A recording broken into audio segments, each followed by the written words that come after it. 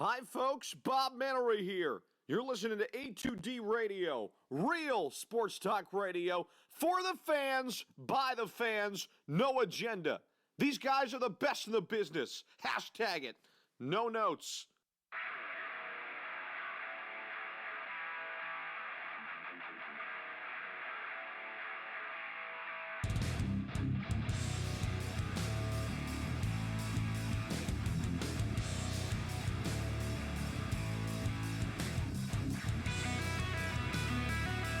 Welcome, ladies and gentlemen, to a brand new edition of the Hockey Happy Hour, live from the Real Talk Studios here in Runnymede, New Jersey. Matt Tsutsuti, the Darkwing Brian Daly. What up? And the Broken One, Mr. Rob Povia. What's happening, folks? And behind the board, it is not the sign guy, but it's his tag team partner, none other than Mr. Frank Vespi. It's a bird, it's a plane, it's Frank Vespi. Yes, it is. Or John Cena. But anyway. John Cena! John Cena! All right. We are the Hockey Happy Hour, and we are brought to you by Specialized Physical Therapy. If you got any aches and pains going on, and after the way the Flyers left the Columbus Blue Jackets and the San Jose Sharks, they probably got plenty of them. They can always go to Dr. Paul Vidal, and they can find him at www.specializedphysicaltherapy.com, and they won't have any more of those aches and pains anymore. Today, folks, we have a special guest on the line that'll be coming to you in just a little bit here on the show. And it's an exciting moment here for the Hockey Happy Hour. Right Absolutely here on is. ATV Can't Radio. wait. Absolutely. But trade deadline, that's what we'll be talking about. Lots of things happened there. It seemed like the trade deadline was just going to kind of go out on a whimper, but nope. At the last minute before it all came to a close, we had a fuck ton of players went to new homes. Yeah, they were saying 32 trades in all, most in trade deadline history. Is that an official measurement? Fuck ton? Yeah. Yeah, I like it.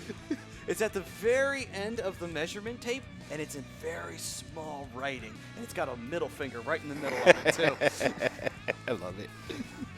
But, yes, a lot's going on, folks. We're actually watching Dallas and Boston right now, who actually made some deals during the trade deadline and pissing off Daly a little bit because one of the guys wasn't talk. A little bit.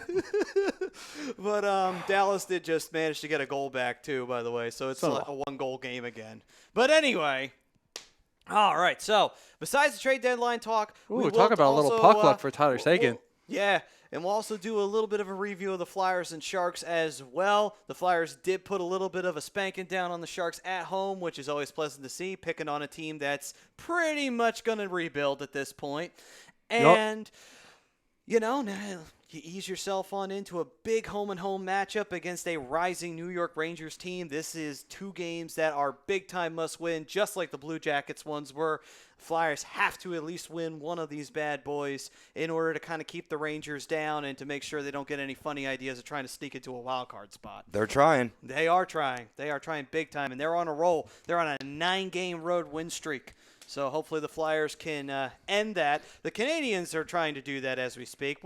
In the live scoring update, we'll find out whether or not they were successful at it, though. They took a little shot to the rib, excuse the pun, when their hot-shot rookie goaltender got into a car accident. We'll touch upon that in the penalty box later on in the show. Yeah. Oh, big man, time. that was unfortunate for them. I think that kind of killed what they wanted to do with the trade deadline because they wanted to move a goalie. They were trying to get Hank to lift his no-trade clause and move him, but with the injury now to him, you got to hold on to both goalies, and one of them is going to be, unfortunately, I think it's going to be Prince Igor, who's going to go back down to the AHL. You're not going to run with 3 goalies in the NHL. You don't need to. Well, they had been healthy scratching King Henrique and rolling with him as their starter. But, of course, this injury could put a little monkey wrench into those plans. Yeah, totally. Greg Malakovic chiming us in. I love what the Flyers did at the deadline. 6 to midnight talk. Boom! Actually, gross. No boom. Gross. By the way, guys, if you want to know, the question on the Twitter poll is this, that were the Flyers correct not to make a big splash in this year's trade deadline? Agree or disagree are the choices as always. Personally, for me, I agree. Totally understandable. They didn't need to make a big splash. They just made depth choices. That's perfectly fine. We don't really need to make a big splash this year. No, absolutely. I agree wholeheartedly with the poll. They didn't need to make a splash. We saw what the top 6 guys are doing, and they're all being very productive thus far, and they don't seem to be losing any kind of step. They seem to be only be getting better. When your guys are playing that well, you don't want to break up that chemistry. You just want to add to it. And I think what they did, getting Derek Grant and Nate Thompson, I thought they were great moves. And, it's all they really needed. I would have liked to see him grab another defenseman, but, I like what they did. I think they got better. Yeah, no, there's no doubt about it. I mean, they got good character guys that can play on the penalty kill. Grant can even play on the power play. I believe he did that for Anaheim this season. A little bit, only because of his hot scoring touch that he has this year. Coming Gotcha. to the Flyers with, 14 goals on the year? Right, exactly. Career high for him. Now, you saw him really gripping the stick very tightly in that first game, opposed to Nate Thompson, who looked really good on that fourth line, having a few key offensive rushes with his line mates there. I think it's just good that, as I talked about in the video, added to the weakness of center icemen. I mean, we have quality guys, but guys that maybe were better suited on the wing, a la Giroux, Scotty Lawton. So now you have great centerman ice depth. But you didn't have to sacrifice one of those D-men in order to get that. If you got a flashy guy, you're going to have to move like a Shane Gosper in order to afford it on the salary cap. And it's key to keep that depth come playoff time when it comes to the blue line. So one of the things that I heard a lot of groaning about from Flyers fans was, we need a physical guy who's going to defend these players. Well, you just got that Nate Thompson. That's what he is. He's a physical guy. He's a gritty guy. He plays low. He's actually very good on the penalty kill. He's been very good in faceoffs this year. If you have a defensive zone faceoff, he's one of the guys you want. But to be fair, too, I mean, you don't necessarily need a bodyguard anymore. Not necessarily a bodyguard, but, when you get to the West and deeper into the playoffs, you're going to need a guy that brings a physicality, and that's what Nate Thompson is. Yeah, you're right. That you are correct in that. But, to be fair, though, right now, that's if you make the Stanley Cup Finals. And realistically, pull us back down to reality, still a bit of a pipe dream. Not bad pipe dream. Like possible, but the odds are still against us. Not as much as they used to be. In the latest poll, the Flyers actually had the highest percentage in the Metropolitan Division to take the cup. I mean, that's a great step in the right direction. I mean, I love that. 7.6%, so let's not get too excited. Still less than the Boston Bruins and Tampa Bay Lightning, but But, I mean, again, it's, relax, calm down, reality-based one step at a time, right? Yeah. One game at a time. One game at a time, and, hey, you know what? My goal for them is just to get to the semifinals, for them to win a playoff series. If they go further than that, they've exceeded my expectations. Dan Sharrock Jr. says, with the potential of Patrick coming back before the playoffs, that could be as good as any trade deadline deal you can make. So, I mean, I agree. It's a pure depth move. You still have the potential for Patrick coming back and moving forward. These guys can even play the wing as well. Mm-hmm. So they're versatile players. And very versatile. Yep. So, I like it. All right, then. Bryo, grab the phone. Oh. We got a really special guest on the ATS Sports Pick Hotline. Please join us in welcoming the great Jason Myrtetus to the Hockey Happy Hour. You can find Jason hosting the Flyers pregame, intermission, and postgame on the radio, as well as hosting such podcasts as Flyers Daily and Flyers Fix. Follow him on Twitter at Jason MYRT. Hey, Jason, how you doing this evening, brother? What's going on, boys? How you doing? We're doing fine, man. How are you doing? Chilling, man. Just watching a little hockey. Watching Bobby Ryan fucking get a hat trick. Bobby Ryan with a hat trick. Wow. That's about as rare as a unicorn. Yeah, he just came back, too.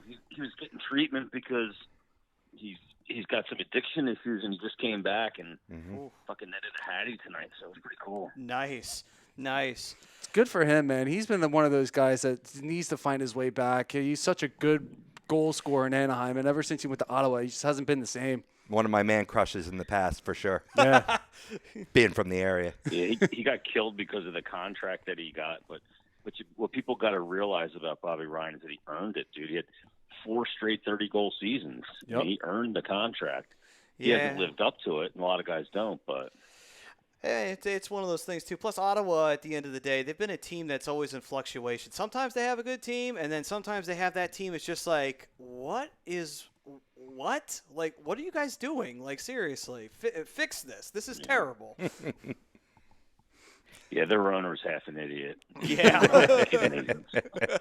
Well, I mean, what did he say at the He may draft, be a 2 full years idiot. ago? What did he say? I mean, we have a team. I mean, come on. Oh, man. Any team that can't sell out in Canada, like, I wonder, like, what the hell's going on. No You know what I doubt. mean? Yeah. They got to, like, block seats out in the upper deck because they can't sell out in Ottawa. It's like, dude, what are you doing? Are you paying people, like, not to – are you, like, letting a skunk loose in the stands before the game so they don't come? I don't get it. No. Must be. I mean, Crazy.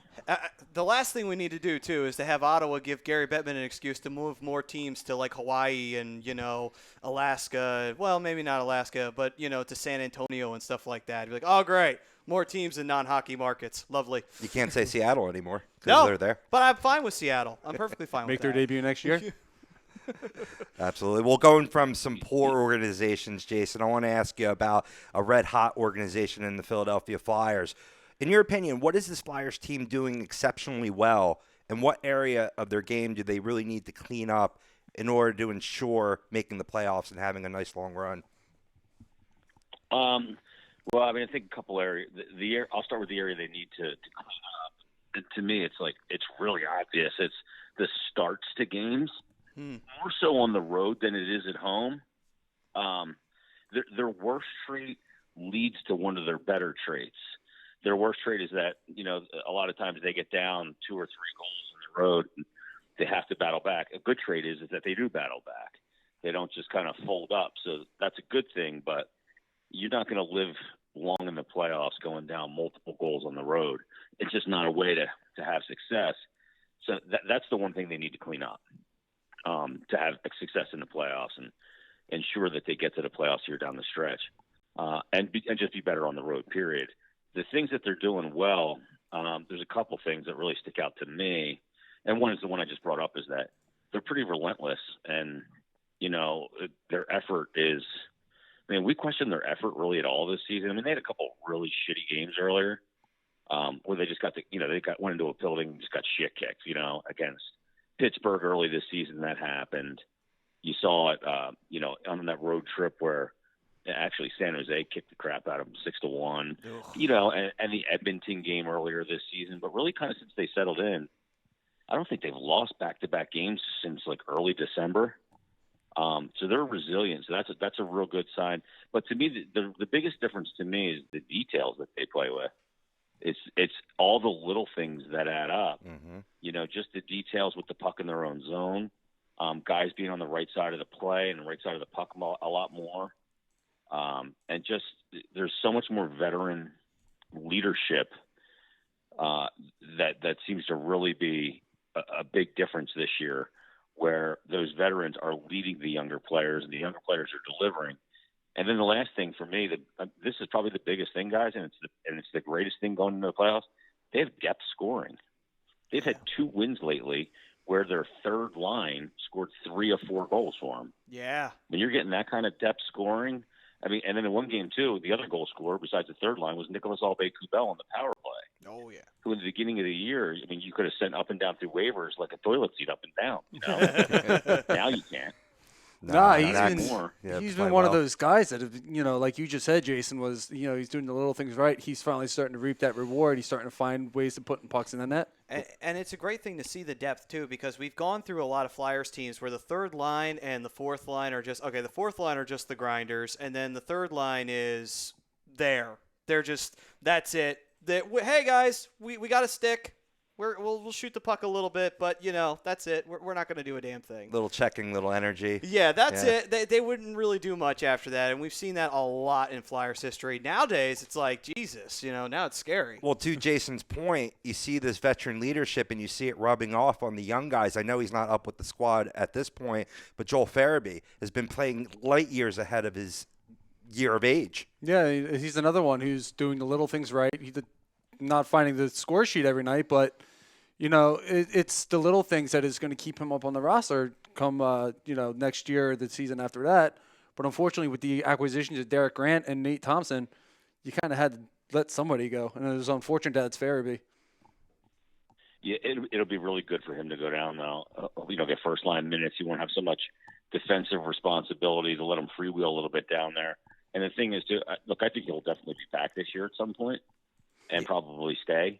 But what's really good is the amount of games that he's gotten this year and the crash course he's gotten in playing in the best league in the world with men, is that he's going to know what he needs to do this offseason to take that next step. So I expect a big jump year 1 to year 2 for him, because he's learned a ton this year. So I think that's a big part of it. Yeah, absolutely. And that's the beauty too of having the ability of getting them bloodied a little bit. You want to get the young guys up there, and you want to see how they handle that NHL play, because obviously it is very different from AHL to NHL. And we've seen guys who get picked by teams who do great in the AHL, and they are absolute dog shit when they get up to the NHL. They never figure it out, even though a team gives them a million chances. It's happened so often. It's terrible. Yeah. I mean, think about it too, guys. He didn't even play an AHL schedule last year. He played college. So yeah, he played about 36 games last year. There's a wall. He's got to battle through that. And all of a sudden you're playing guys that are all men with, it's a lot different. It's a heavier game. So it's a lot more taxing on you when you start to get to that mid-season mark on a guy like that. It takes a lot out of him. So, yeah, he knows what he needs to do now. And, I think he'll develop even more, confidence down, in the A with the Phantoms, and he'll be back at some point. I'm really happy to see how Chuck Fletcher's handling it, because it's not about this year, because he maybe is a better option than a guy like Nate Thompson for this year. Maybe, but he doesn't kill penalties. I mean, that's a big thing. But right. The thing is they got the long view in mind with him, which is really smart. Don't rush the kid. He's gotten taste this year. He'll get back up. Just let him develop and do it the right way. Yeah. I feel like do things properly for a change with patience. Yeah, I think they're doing the same thing a little bit with Morgan Frost to give him a little bit of time up, a little bit of time down, get his feet wet a little bit. I think next year, we're going to probably see the same thing between Farabee and Frost. You see that big jump going from year 1 to year 2. No question. Totally agree with you. I still think that Frost will be the better offensive player, all said and done. But I mean, both of them are going to be really good players for a long time. Yeah, I mean, you were talking about, Jay, leadership and veterans on the team. One of the guys who's really been stepping up lately has been Kevin Hayes. He's been a stud so far this year. You think his play on the ice has really sparked this team, and especially now past the All-Star game, kind of just helping them take that next step forward? Yeah, I think there's so many things that he's brought to the table. And I'll admit, like I knew who Kevin Hayes was, and I was never blown away by his game. I thought he was a nice player. I didn't love the contract that was handed out. I don't think anybody did, because looking at raw numbers. But all the things that he brings to the table, behind the scenes. I mean, I call him a fraternity with 2 legs. The dude is like the life of the party all the time, My man. When he's around, it, because he is loud. He's a big boy, 6'5". He's a big, loud New England guy with that awful accent. Cat a hat. with the car. Yeah, I mean, he keeps everybody loose. And what that does too, and I've talked to a couple of guys about this, like Sean Couturier, like having him around. Some guys just like to play and don't like to talk a lot, And when a guy like him comes around who won't shut the fuck up, it makes those guys go, good, I don't have to say anything now. Like, I can just fucking go and play. Nice. And this dude's just going to, talk the ears off a brass monkey, and I'm cool with that. So it's a relief for some guys that there's this guy that just won't shut up, Yeah. So, but he's slotted the team totally different. He's been great for the penalty kill, even though he cheats a little bit. And that's why he gets his shorthanded goals. He's been lucky he hasn't gotten burned on that more. But he's the trickle down effect of Kevin Hayes has been awesome. He leads the team in game winning goals. He's got 21 on the season. He scores big goals at big times. I mean, we the saw team the other looks night. totally different. Yeah, and I'll be the first one to admit, like, to agree with you on that one, Jason. I was not a big fan of the contract, especially when I saw that there was going to be a no movement clause thrown in there and everything. I was like, what the? We just got done with Andy McDonald's contract, and that was terrible. And now we're going to add on another one to our salary cap? What the hell is this? And then turns out, okay, I overreacted. It's like, all right, he's done very well this year. And I think what really happened is I think Fletcher gave him a contract and he had that confidence in him because I think AV had that confidence in him because he coached him in New York. And so it's like they already had that previous connection. It's just like, this is a guy that I can bring onto the team and he'll definitely be like a big boost for us. I think that's where that really came from when he got signed. Yeah, I think AV was absolutely a part of it. That's why you saw him trade for his rights. And look, you can have a contract where you overpay a guy a little bit like that and have a little more term than you want. You just can't have a bunch of them. Yeah. And you have to draft and develop your core. They've done a tremendous job with that. You got to give Hextall credit there too. But they've done a great job in that regard.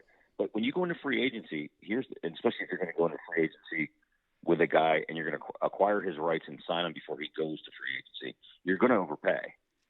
So, that's just the reality of the situation. Free agency is freaking silly season. Guys get tons of dough. I remember a couple of years ago, what was it? Lucic got 7 years, 7 times 7. I'm going, this dude can't skate. No. You know what I mean? No, he's only gotten worse skating too. Eddie's a psychopath. Yeah. Yeah. Yeah. And general managers just can't help themselves. So, look, maybe the last 2 years of that deal or 1 year of that deal, you're going to be going, oh, shit, man, I wish we didn't have that on anymore. But the cap will be up so much by that point that it'll be about 5% of the salary cap. Yeah, I feel so it won't be that big of a deal. Yeah, it's a similar situation with the David Backes deal when he went to Boston. The last few years have been really terrible. His attitude's been terrible. Sent down to the AHL, didn't even report to the team, and then maybe 2 weeks later traded to Anaheim just to get the cap just to get him off the books, taking 25%. Those contracts, they're killers because most of them you can't even get it. So with Anaheim being in rebuild mode, they're willing to take on those contracts, and you don't get those opportunities that often with those contracts. Yeah. And the Flyers had a couple. They had the Pronger one that was a problem. We were able to finally sell that off to Phoenix, and then then we had the issue with Brizgalov. Thank God we were able to use a buyout. So it was just. The Flyers were guilty of making that mistake a couple of times in their own right. But, luckily there's a Phoenix. Luckily there's a Coyotes team. Yeah, well, there's always a dumping ground, though. It's teams. That's what teams have. That's how they buy first-round picks. They take your mistake and they buy a pick. So a savvy general manager will be able to handle that. And, when the Backes deal, he was much older when he signed. I think he was 31 when he signed that deal, which is what I didn't like at that time with the Backes deal. I didn't get that from the get-go. Yeah. Especially with the way the game's going, because it's so those big guys that aren't great skaters like that, they don't have a half a step to lose. Right. So when they lose it, boy, it's like Sean Alexander, the running back for the Seahawks. Like he had 2,000 yards 2 years in a row, and then he couldn't rush for 470. Fell right off the map. When it's gone, it's gone. Yeah, I think the same thing to an extent happened to Wayne Simmons. So. Yeah, we got rid of him at the right time. We really did. Yeah. And fam, if you're just joining us, you're listening to Jason Myrtetus on the ATS Sports Pick Hotline. You can follow Jason on Twitter at JasonMYRT. All right, so Jason, overall thoughts on the trade deadline? What was your favorite deal? What do you think was one of the worst deals? There was a couple deals that I thought were pretty good. I was intrigued by Trocheck, and he ended up going to Carolina. And I think Carolina made a couple of good moves, but I think they didn't go all the way. So, I looked at that team, I go, wow, I really like a couple of their moves. But the two things, they needed defense. They didn't get any D. They needed a goalie. Do they not look at their roster and go, dude, we're trying to do something here. We're trying to take a step forward from going to a conference final last year. Well, they got David Ayers now. James Reimer and Peter Mrazek. Both of those guys are. Mrazek and McElhinney were great last year, but Jesus Christ, if you want to win a cup, why didn't they go get Robin Lehner? Right. Like, Yeah. I don't get that. That's what I yeah. expected. I mean, it's kind of like when the Flyers signed Michael Leighton long term after that, career year he had in 2010. I'm like, yeah, that was a magical year, but we didn't win the cup. And then turns out, oh, Michael Leighton is still an AHL starter. Oh, whoops, mistake made. I mean, Yeah, I mean, you got to be smarter than that if they want to take that next look. I look at a couple of teams that I would go, man, they could make a cup run. Carolina being one of them, Colorado being another, and they missed the mark and didn't help out their goaltending situation. So I don't know that Frank Kuz or Colorado's goaltending situation is good enough. When you look at that Western Conference, look, I applaud what Vegas did though, and trading Malcolm Subban, it can't stop a fucking beach ball from the blue line, and bringing in Lehner to first of all spell Fleury for a little bit of the regular season to keep him fresher, and then B, if God forbid Fleury gets hurt, Lehner's been great. If you look at goals saved above average in the NHL, he's the number 2 guy in the league. Yep. Lehner is. So I mean, statistically, he's not having a better year than last year, but his goaltending is better than last year because the environment's much more difficult that he played with in Chicago than what he played with in the greatest environment in the NHL, which is under Barry Trotz. Well, Yeah. I think Carolina's too busy trying to plan those after-win celebrations to actually make decent moves at the trade deadline, because I agree with you 100%, Jason. Yeah, their best goalie might be fucking David Ayers. No fucking shame. Oh, my God. Well, wait a minute. I mean, that's a little harsh. I mean, we've got to have some love for a former Flyer in Mrazek. I mean, we totally didn't get him because of an emergency situation. We just thought he was a great goalie. Totally was an emergency. Yeah, he was actually a really good guy, but yeah, he's not very good. He just gets himself in. His positional game is just horrific. So Yeah. yeah, that's something we saw early on this year with Carter Hart, but he seems to have gotten that under control as well as his position game. He's really starting to shut shit down now. Yeah, I mean, his technical abilities are top 5 in the NHL. Carter Hart at 21 years old. Now, I mean, just the way he his movements and his technical aspects and post integrations and those type of things. I mean, he's probably top 3. I mean, Carey Price is number 1 for sure. You can look at a guy like Pekka Rinne, who got a lot more under control, Fleury as well. But Carter Hart's right there in those technical aspects. yeah, absolutely. And question that I have is, Carter Hart, when it comes to the Flyers making the playoffs, are you at all concerned with him, in his first playoff run? Because it'll be his first taste of the playoffs. Do you think that, he'll be ready, or do you think that it'll be a little bit of touch and go, in his first playoff series? Yeah, it's a hard thing to predict because you never know how they're going to affect guys. But here's what I know about Carter Hart. A couple things. He's been training for this since he was 12. And I don't mean like physically training, like, riding a bike or, working on, different ways to stop pucks. I mean, mentally, he's been training for this. He played for Team Canada in the World Juniors. And I mean, playing for your country in World Juniors in Canada is as big as it gets for a Canadian kid. To wear the maple leaf on a jersey. He's been working with a sports psychologist, mental coach named John Stevenson since he was 13 years old. John Stevenson works with a lot of NHL players. He's worked with Carey Price. He works with Braden Holtby. And his rigidity with which he goes through his routine pregame and the way he prepares to play it's astounding for a 21-year-old goalie to be that rigid and to know that, control what you can control, because the reason why the position is so hard is because you can do everything in the world that you can control, but once you get into a game, you don't dictate your terms.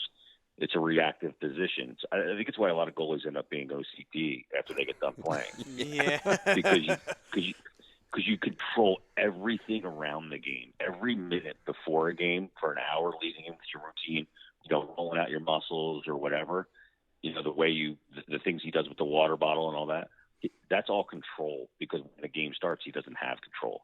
Now you try and dictate control by the way you maybe tempt shooters or, your save selection, but overall you don't have control. So it's a really hard thing for alpha athletes, and goalies are all alphas.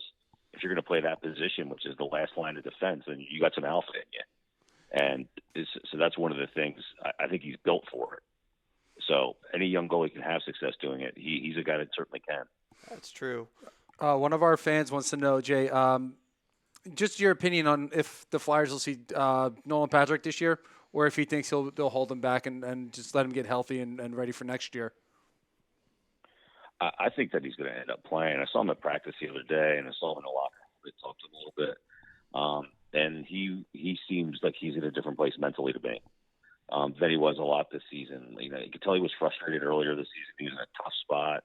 He couldn't get answers to what the hell was going on. And, not only that, guys, but, imagine dealing with a disorder of incessant migraine headaches. Could there be anything else worse in life than having to deal with that? Not at I've all. often said, a headache would be the worst thing to die of. It's called being married. Yeah, exactly. No shit, right? I had it when I was a kid after a concussion for a bit, and I remember I was 14 years old, and I was telling my mom to duct tape the curtains because I couldn't stand the light coming in the side of the curtain. It was so bad.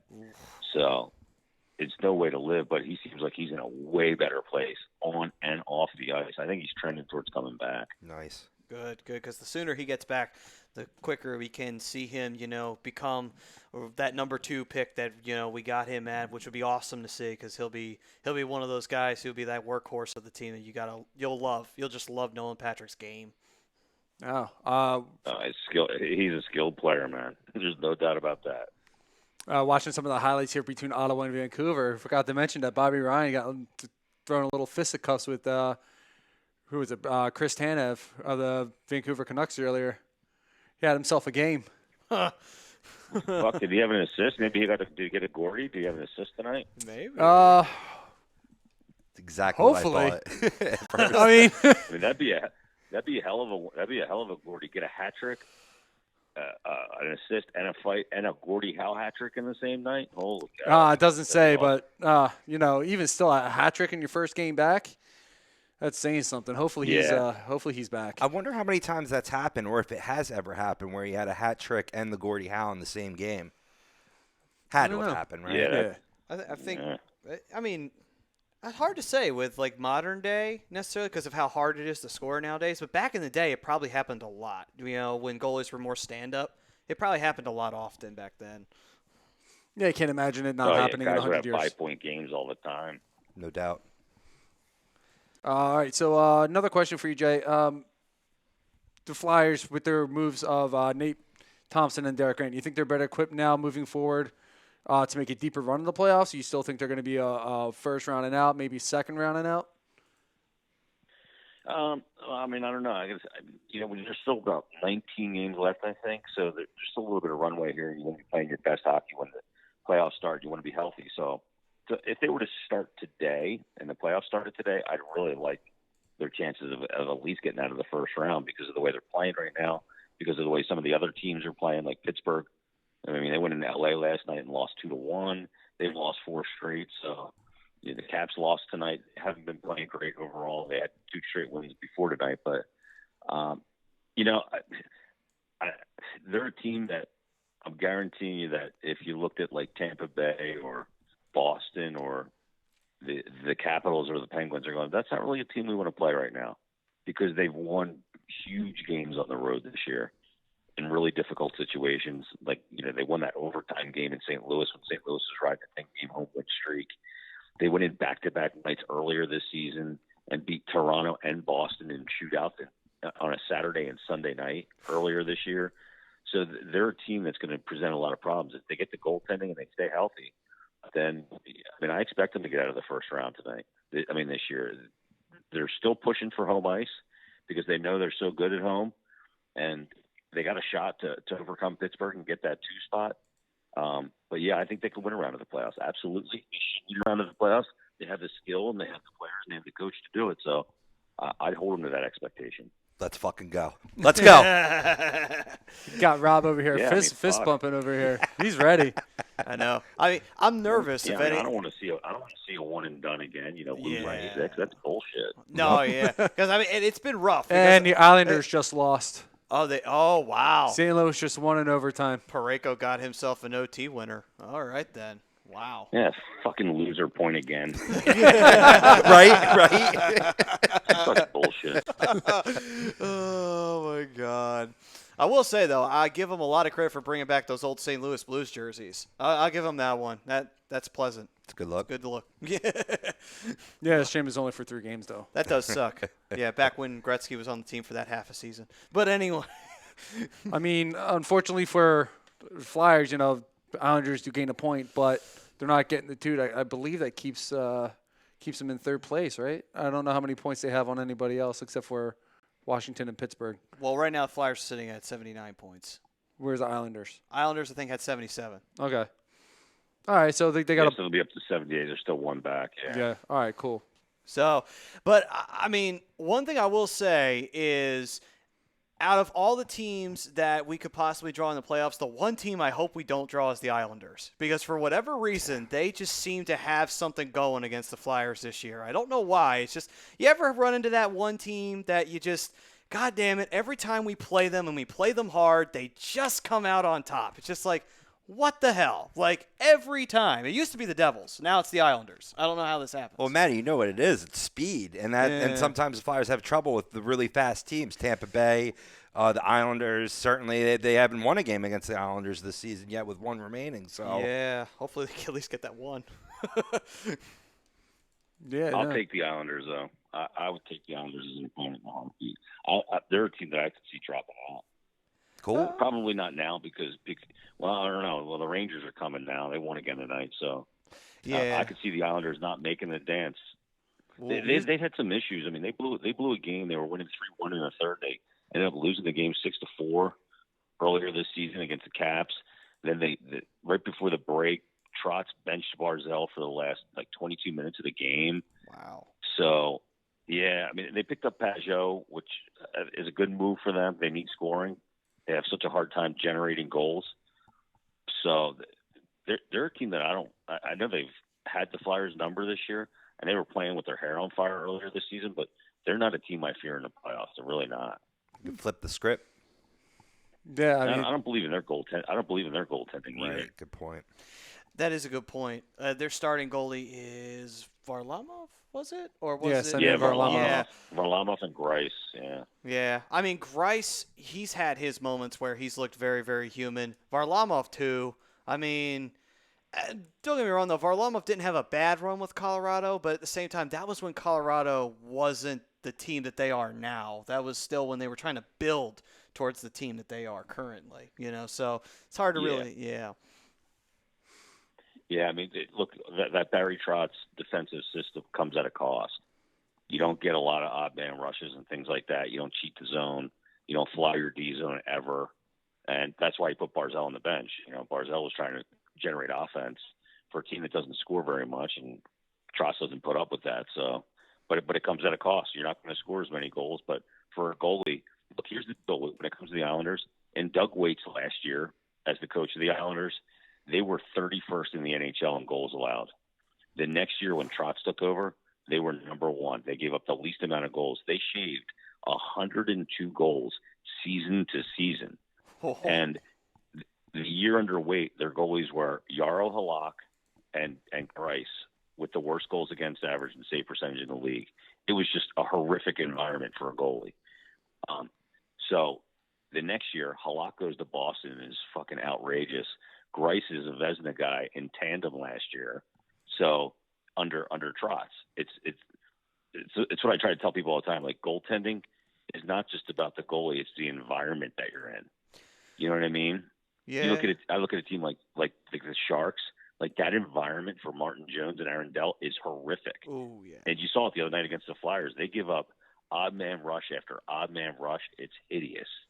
Yeah, and to be fair, too, with the San Jose Sharks, if you look at their history in the playoffs, they have been known to leave their goalie out there on an island on occasion, and that's always been one of their biggest problems, which is why they took so long to get to a Stanley Cup final and why they were absolutely smoked by Pittsburgh in 5 games, because you're literally going up against one of the best offensive teams in the Eastern Conference.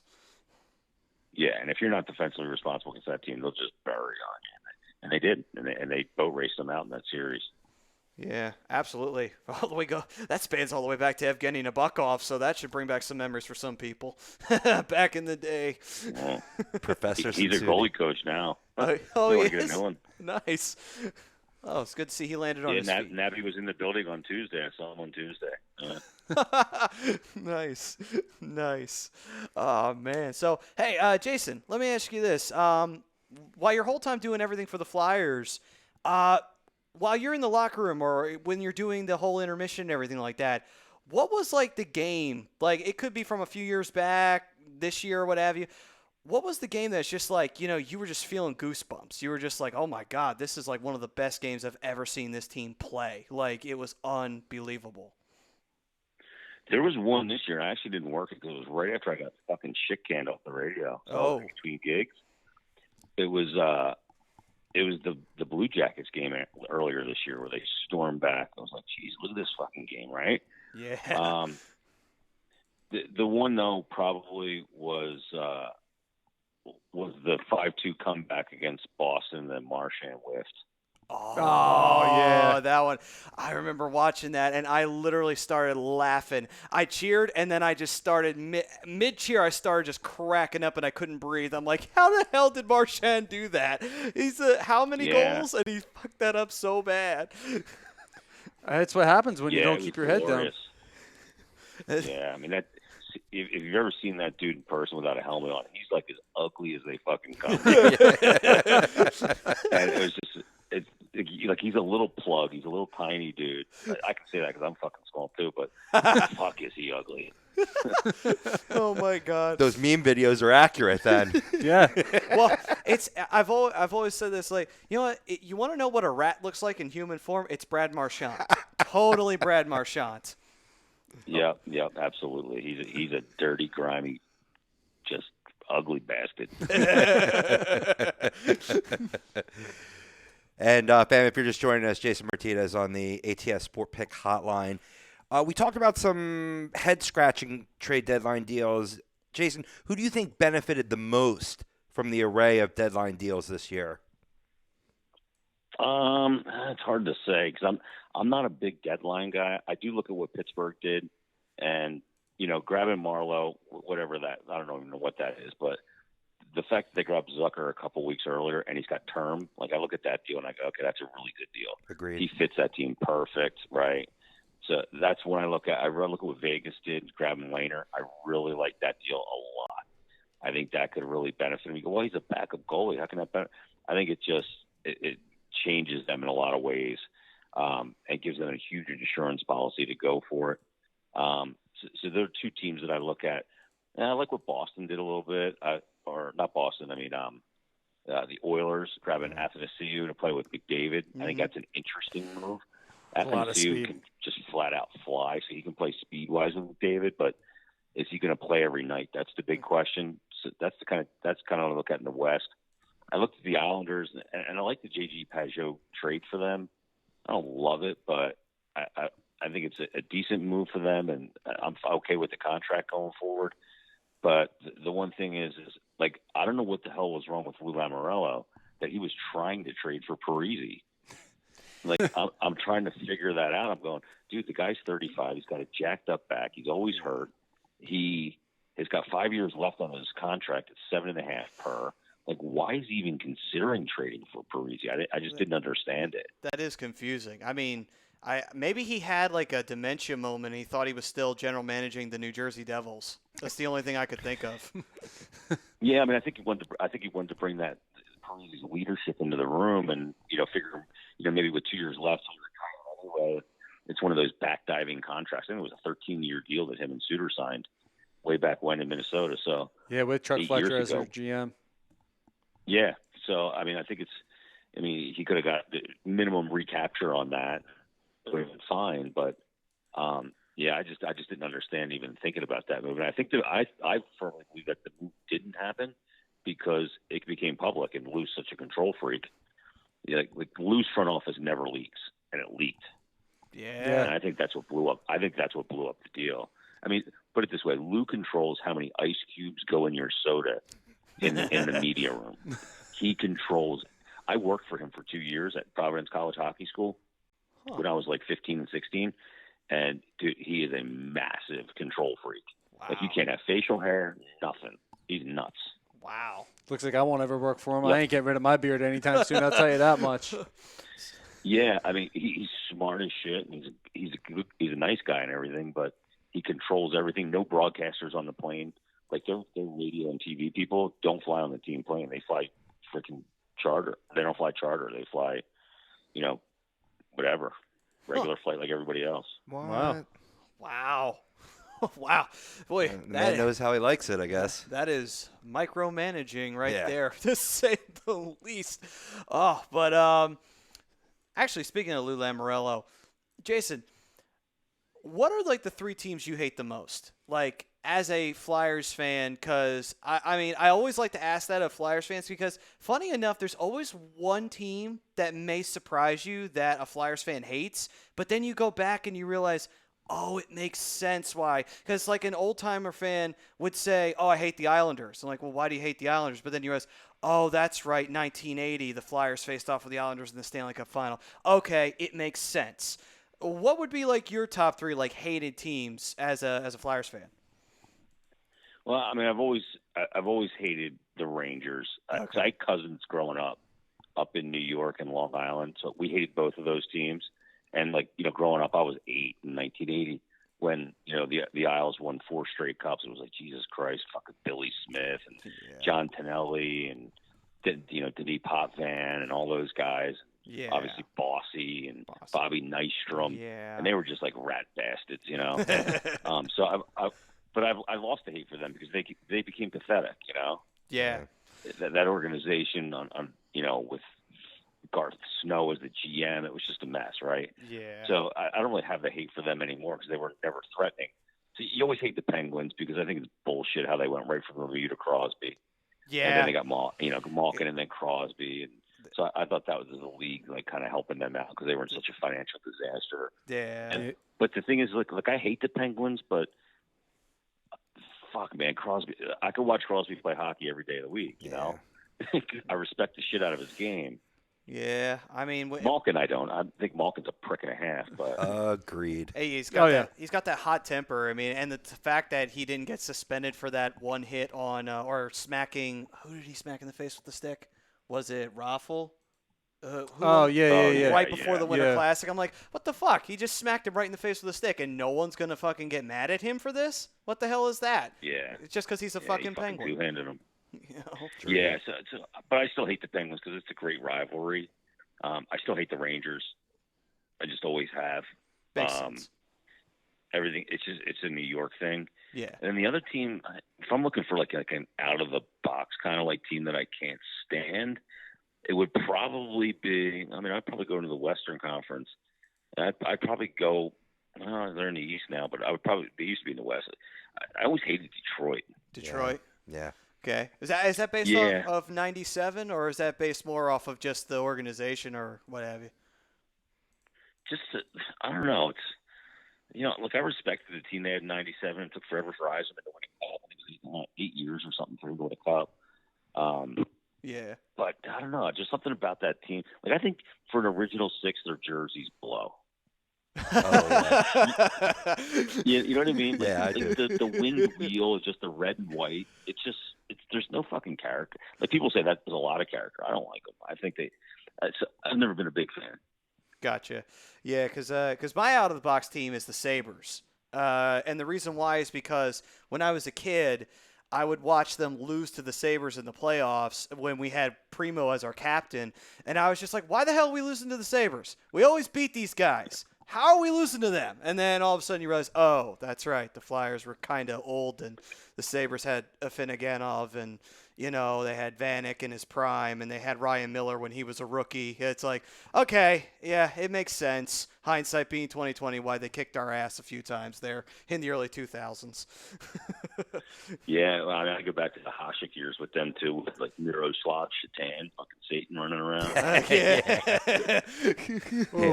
Those teams. Even way back with them, with Pat LaFontaine and Pierre Turgeon and Alexander McGillney. They had some good teams. Don't forget about Matthew Barnaby. Oh. Yeah, Yeah, he's a beauty, isn't he? Yeah, no kidding. Oh man, that was nice. That was nice, man. But yeah, like I mean, Noted memory back. Who did he hit from behind? Brindamore started a huge line brawl. was it him or was it the goalie? I'm pretty sure it was. It was goal. That was Garth Snow. Yeah, Was it that's Garth what Snow? I thought. I thought it was Snow. Yeah. No Yeah, he real was reason. poking Snow. Yeah. But He was faking like he was hurt, and Snow was poking him, and he jumped up and went off like a lunatic. Oh yeah. Okay, yeah. I remember that now. You know what? I think you might be thinking because I think Brendamore was the first one there to grab Yep. to grab him. He's Maybe the that's one what that it went was. with him. Yeah. Yep. Okay. Yeah, he's the one that went with him. Yeah, that's right. But Barnaby was too fucking dumb. Like he wasn't a heavyweight, but he'd fight heavyweights. He was tough though. Yeah, it kind of like Dino Cicerelli. Wasn't exactly the guy that you would know as being a tough guy, but he would go up against the toughest guy you could ask for, and he would try to fight him for whatever reason. He would. He was like a Spitfire type of player. Yeah, he was a dirtbag of a human too. One guy I tell you I would never want to go up against, and I just from watching him fight is George Laraque. Oh yeah. That's a different NHL right there. Yeah, no kidding. We won't see those days anytime soon. No, not at all. No. Absolutely. You got any more questions, Brian? Coming in on the feed? No, I'm good. On the feed, we got a couple of questions here. We got David Roscoe wants to know if you hate the Kings.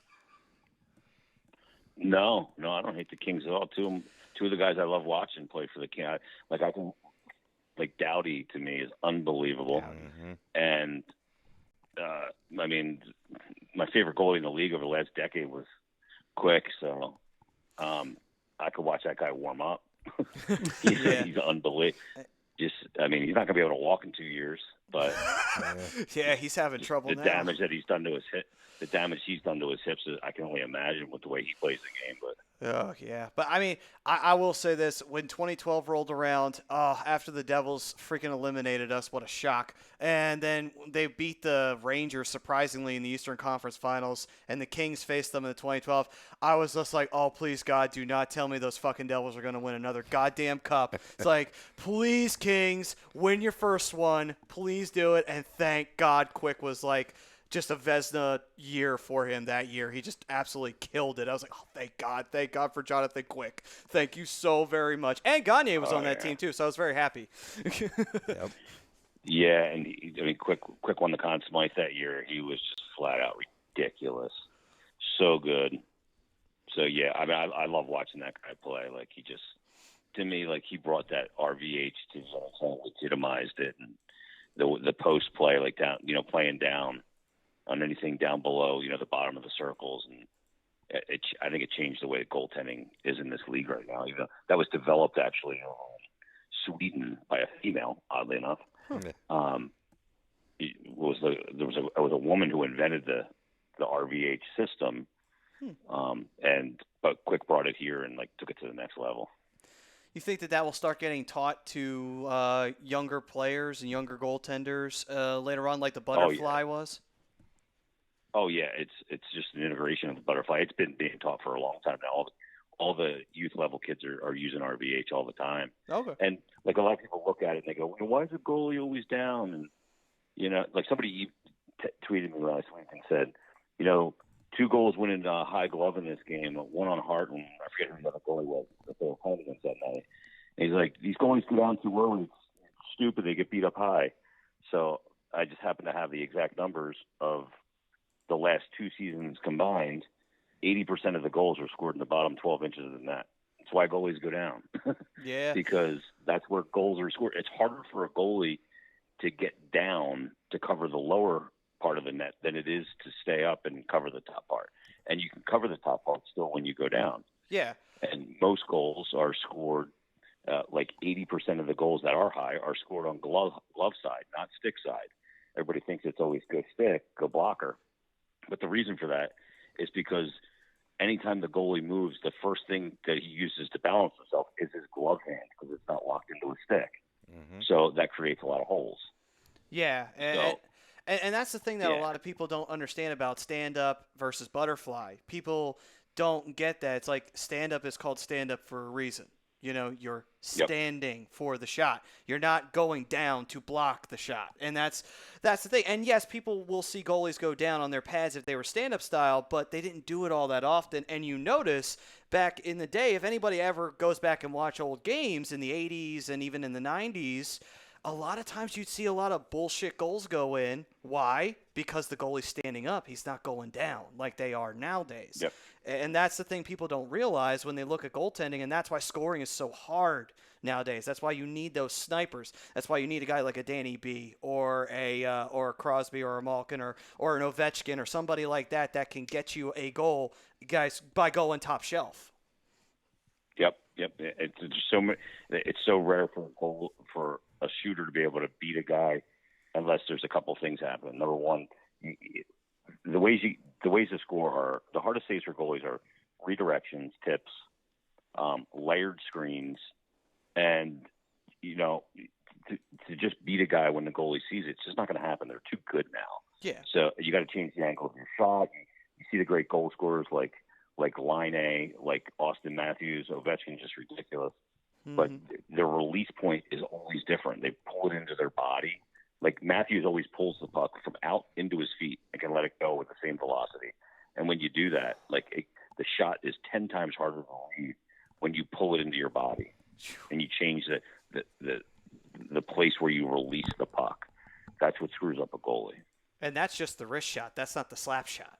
Yeah, way more goals are scored with wrist shots than slap shots. It's not about how hard it is. It's about just getting it off fast. Yeah. That's what she said. Yeah. It's like my sex life. That quick, boys. A couple more questions for you here real quick before we hit the break, Jason. Ryan Brodo, our usual producer here at the Hockey Happy Hour, wants to know who your most hated Flyer is since 2000? Hated Flyers? Yeah.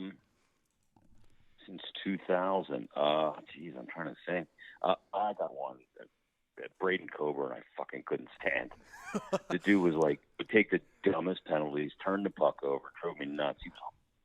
I was not a Coburn fan. I wasn't a fan of him off the ice either. So Coburn would be in there. I don't know. They've had a few mutts along the way, like Nikolai Zherdev had a ton of talent, but was like a total freaking mutt. Yeah, that one year we had him. Yeah, Brizgalov was a douche too. Oh my God! Have you ever gone onto YouTube and seen a compilation of him making comments and saying the stupid shit that he would say when he was on the team? Yeah, I try and avoid that guy because he's just a fucking joker. I got you. Okay, I understand. Yeah, he was just a waste of everyone's time and money. Yeah, that definitely is true. And unfortunately, the Flyers are still paying him, but at least it's a buyout. But anyway.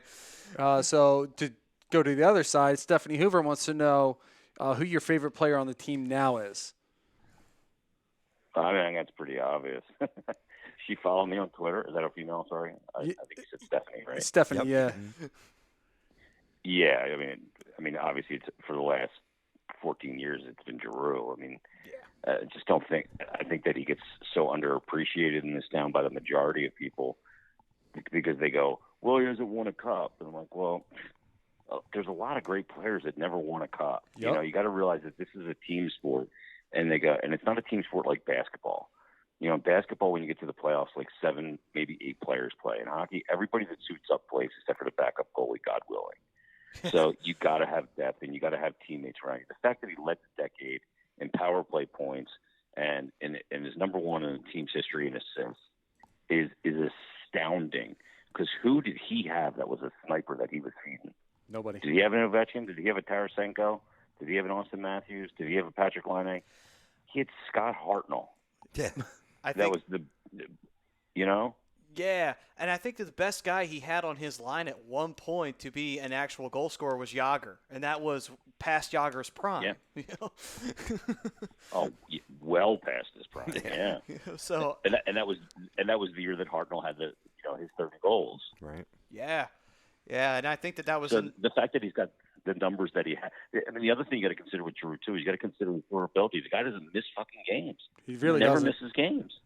Yeah, it's true. How many times have you ever heard about Giroux getting hurt? not often. I mean, you had that one incident in Canada where he was golfing and he broke his finger. But other than that, I think he was even ready by opening day. So He was, yep. Yeah, so I mean, at this point, you know, and also to piggyback off of the whole, you know, people complaining that he doesn't have a cup. It's just like Lindros didn't have a cup, and the one time he got the team to the finals, they got swept, and they didn't do anything in that final. It's like Giroux, at the end of the day, yeah, he got to a cup final, but it wasn't because of him they got to the cup final. You know what I mean? It was the whole team in 2010 that got them to that cup final at the end of the day. Giroux hasn't had that cup final yet where he's the guy on the team. So who knows? Maybe we'll see that very soon, hopefully. You know? Yeah, I mean, to me, he's the guy that, I mean, I appreciate his game and all the little elements of it too. But, I mean, make no mistake about it, though. The best player on the team right now is Couturier. I mean, he's outrageous. Yeah. Oh, yeah. And I it's amazing because, you know, a few years back he wasn't doing anything, and this probably had everything to do with just the BS that was going on with the front office and not having a coach that fit him. But, you know, we all thought, like, oh, my God, is Coots a bust, you know, because he wasn't doing anything. And then finally Hackstall came, ironically enough. And even though Hackstall wasn't exactly the coach that was going to get us to the promised land, all of a sudden Coots' game it picked right up. And he just started becoming that, you know, I think 8th-round pick that we got him at. So, or 8th-round pick, 8th overall pick that we got him at. And I'm like, oh, my God, like, finally, holy shit. Coots is finally living. Yeah, I mean, he's a top 3 center in the league, in my opinion. Yeah, absolutely. The numbers dictate it, too. Over the past decade, he's 3rd in scoring, is he not, in the NHL? Couturier? No, Claude Giroux. I'm sorry. Giroux, yeah. Yeah, I was bouncing Giroux's back like to Giroux. 4th, that's right. Yep. Yeah, he's top 5. Yeah, I mean, but I will say this, too, about Coots. One thing that one of the guys said, I think it was one of the guys on the draft panel, he said, you know, years from now, people are going to say, how did he slip to Philadelphia? And all we had to do was trade them Jeff Carter. That's all we did. Well, the only reason he slipped it to where he got taken in the draft is because he had mono that year. Yeah. I remember that. In the draft year. He had mono. You're right. I forgot about that. And that was a big concern some people had, actually, with him going into that draft class. Absolutely. Yeah, they didn't see him enough in his draft year. He missed like 40 games. Yeah. But, hey, man, one man's trash is another man's treasure, right? That's the best way we can put it. Yeah, absolutely. Hey, Jay, before we let you go, man, tell the people where they can find you, and feel free to plug anything you got going on, brother. Well, I'm doing the Flyers Daily podcast, which I do every day, which I'll probably do after I get off the phone with you guys for tomorrow. Unfortunately, like, I got to wait, like, this time. Like, the standings are so tight that I got to wait for the games that matter to end. Mm-hmm. Yeah. So I can't record it at, like, 4 in the afternoon, which is close. But so I'm up a lot of late nights, you know, waiting for, you know, the fucking Isles to get done on the West Coast or something. So, yeah, Flyers, like, the Flyers Broadcast Network, they launched, like, 4 podcasts, I think it is. Everything But Hockey with Andrea Helfrich, and the prospects roundtables on there, and I do the Flyers Daily one, and I also do one that's bi-weekly called Flyers 6, which is a long form. We just had Chuck Fletcher on from the trade deadline, you know, right after the deadline, like 3:30. We taped an interview with him, and then we get a couple players for that one every time too. And then I'm still doing the Stick to Hockey podcast as well, which has been going on for a couple of years. I got another thing in the works with Todd Bertuzzi right now. I got a lot going on, so Nice. doing the games, and it's been pretty wild. Living the dream, baby. Living the dream. Nice. Jay, hey, we want to thank you for joining us tonight on the Hockey Happy Hour. And Tom Arnone, the owner here, would like to thank you personally as well for joining us, and definitely wish you the best in your new endeavors, brother. I appreciate it. I mean, you guys know I drop in on the if I'm on Facebook and I see you guys doing it, man. I appreciate you guys giving the fucking sport, you know, the pub that it deserves. You know, one of the things that I'm trying to do is, you know, when I was doing the radio show, it drove me crazy that there's this narrative out there that, you know, you can't talk about hockey on the radio because nobody wants to hear it. I was in programming and radio for 26 years, and it's a total bullshit theory. That's just hosts that don't know what they're talking about, and they don't want to be exposed and dictate conversation that they don't know anything about. And it's fucking lazy and it's bullshit. Yeah. So I appreciate you guys flying the flag. I fly it every freaking day. Yeah. I've caught a lot of shit for it for years, but No. I believe in it. It's a great sport. To me, it's the best sport in the world. Agreed. With the best guys in the world playing it. And so I appreciate you guys doing what you're doing over there. Oh, man, we appreciate you flying the flag and doing what you do, man, and thank you very much. And, yeah, we're going to keep on flying that flag because you're right. Hockey is the best sport in the world. It's the fastest sport, and it's the most fun sport to watch, especially come playoff time. No question. No question about it. All right, then. Well, thank you very much, Jason, and we hope to see you again or talk to you again on the air, and we can't wait until you comment back in on the show sometime. Yeah, boys, you let me know. I'm available whenever. Keep flying the flag and fucking forecheck hard, all right? Yeah. Sounds good, brother. Absolutely, man. You take it easy, man, and have fun with your shows. Thanks, bud. See you, boys. Peace. Take care, Jason. See you guys.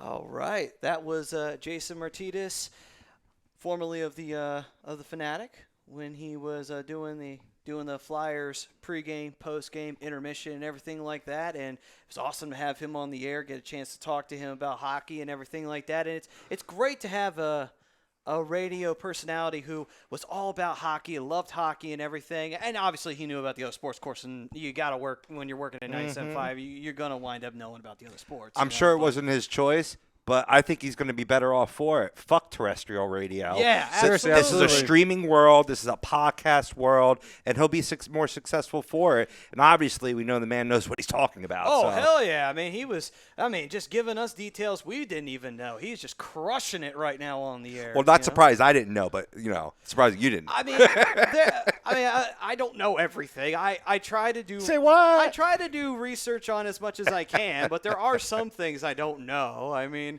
but hey, man, though, it's awesome, man. And you know what? It was cool having him on the air, and it was awesome that, dropping knowledge to everybody, dropping knowledge on us, dropping knowledge to everybody who was listening, man. It was awesome, and just, it was really cool. It was a really cool time. Poor Joseph Horkowski. He feels slighted that we didn't get a chance to get into any of these comments here. Oh, man. It's not personal, my friend. It's not personal, my guy. They had a guest booked for the past week, right? Week. Yeah. It's all good. Don't panic. We'll get to you. It's all right. He's just Yeah. fucking around with us. So It's all right. good. It's all right. It's all Don't good. worry. If we didn't get to you now, we'll get to you on the other side, man, because we're going to take our break. I'm surprised I remembered my questions.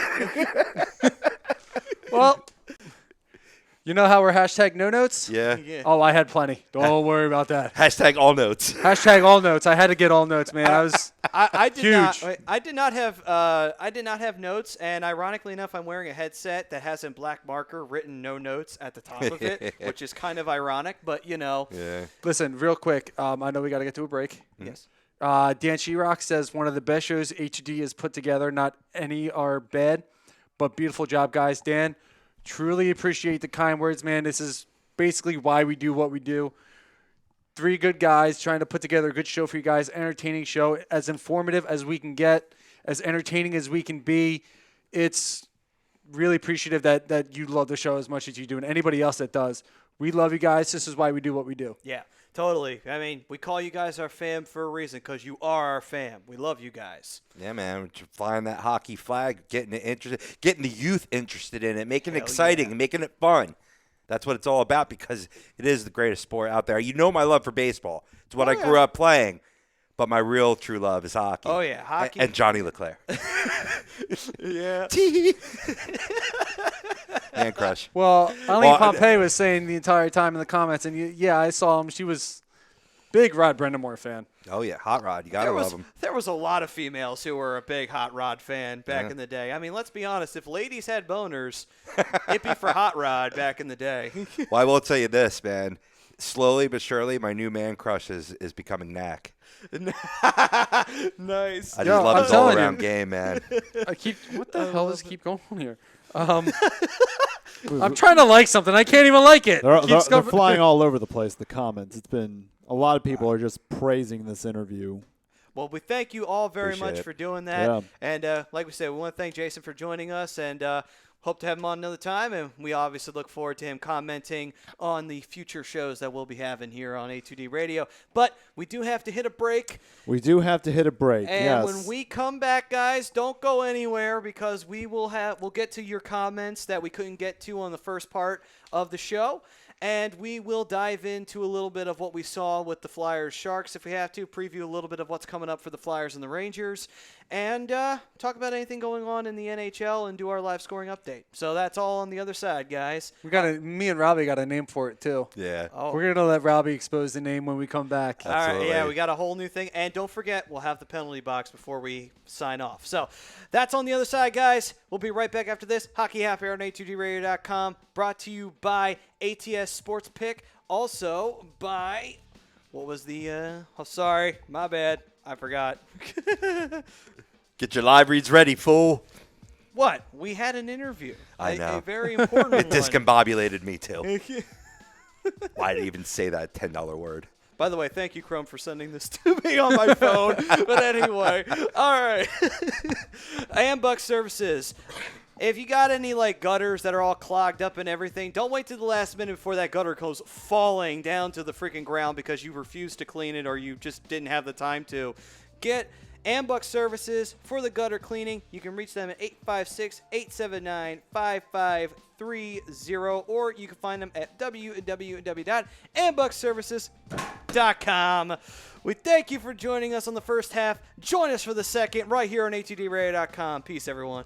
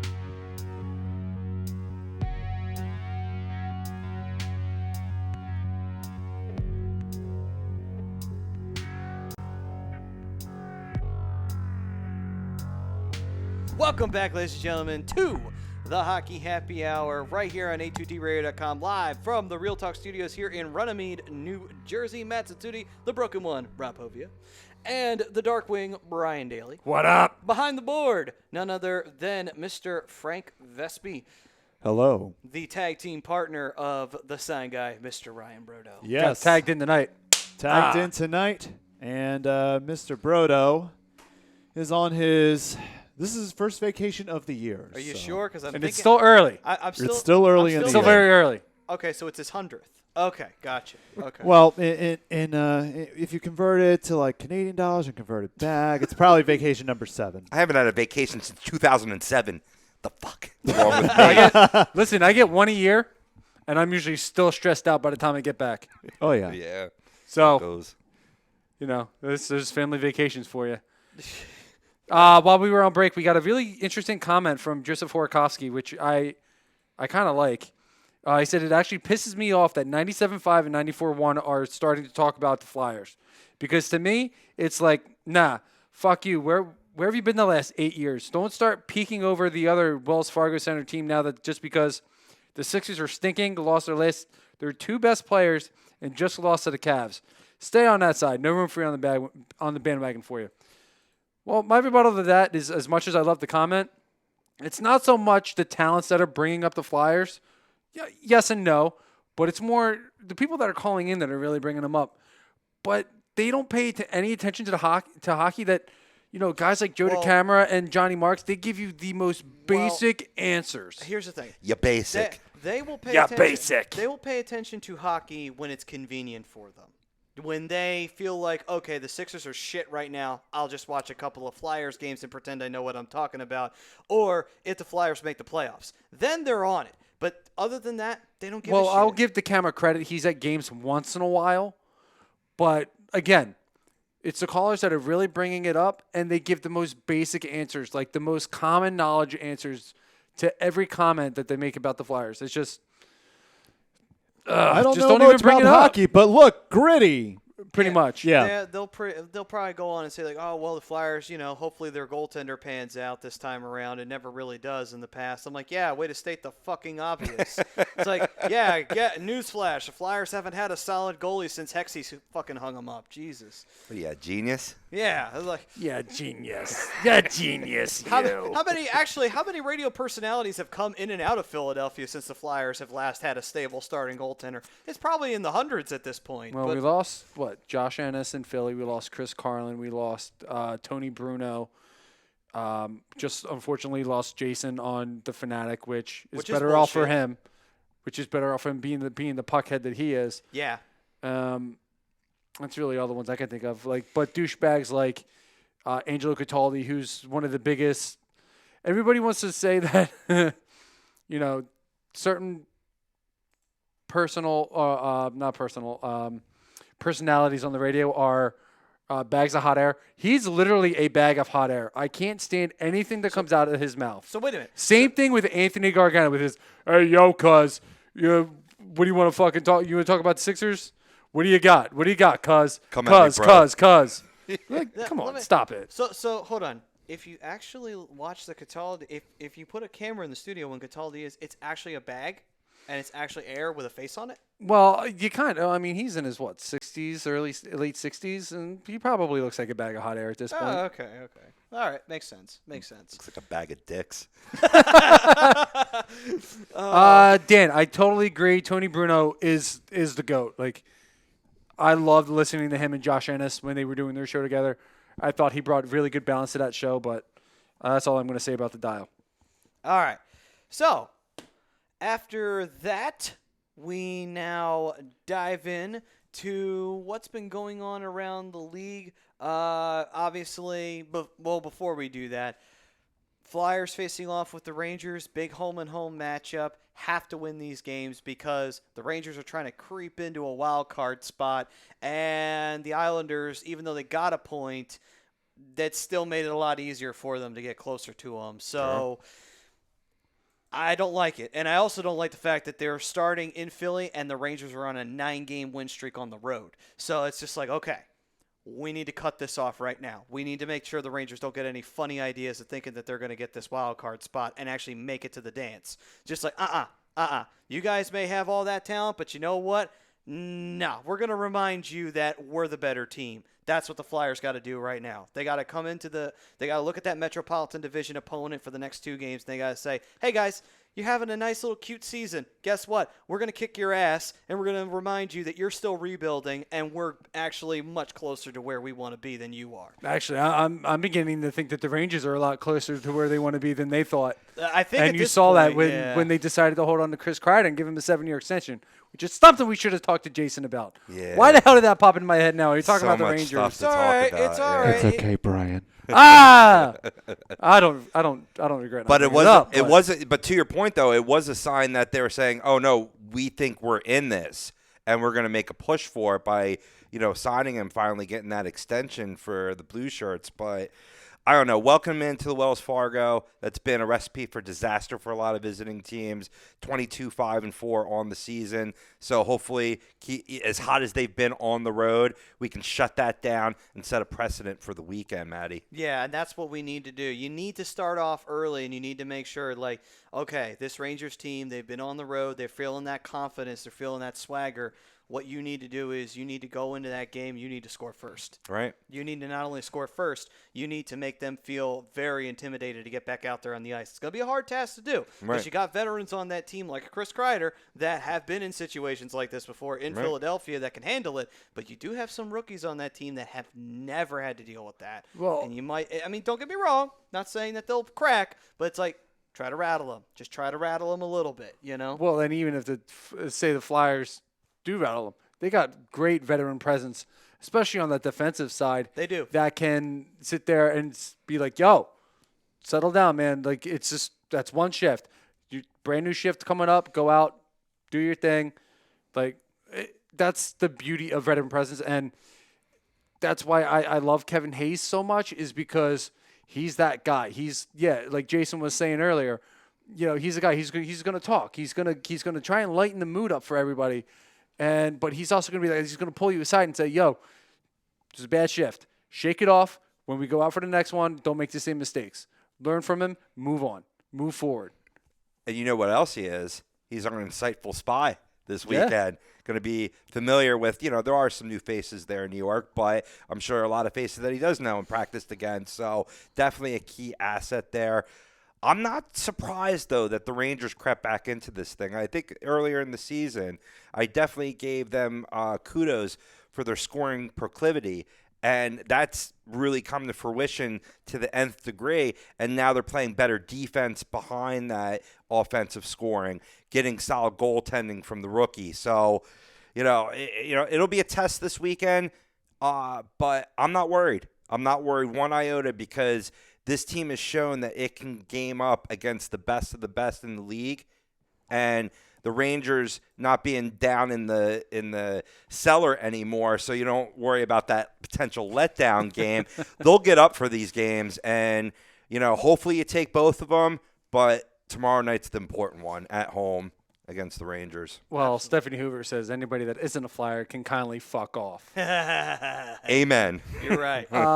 So we got Dan Sheerock chiming in and says, it's crazy how a couple points out of first place in the Metro, yet a couple points out of the playoffs. Gotta love hockey, baby. Yeah. You do. I mean, and that Metropolitan Division is such a, it's such a freaking nightmare. It's tight. It's tight like a tiger. It's such a But fucking asshole. But it's I hate true that though. Like, division. look at the Metro compared to any other division. Where the Metro is now is where the Central was a couple years ago, where they had just about every single team in the division in the playoff race within points of each other. That's where the Metro is now. The only team not even close to relevant is the Devils. And you saw that when they sold off Blake Coleman to the Lightning, Sami Vatanen to Carolina, Andy Green to the Islanders. So, they pretty much shipped everybody off except for PK Subban.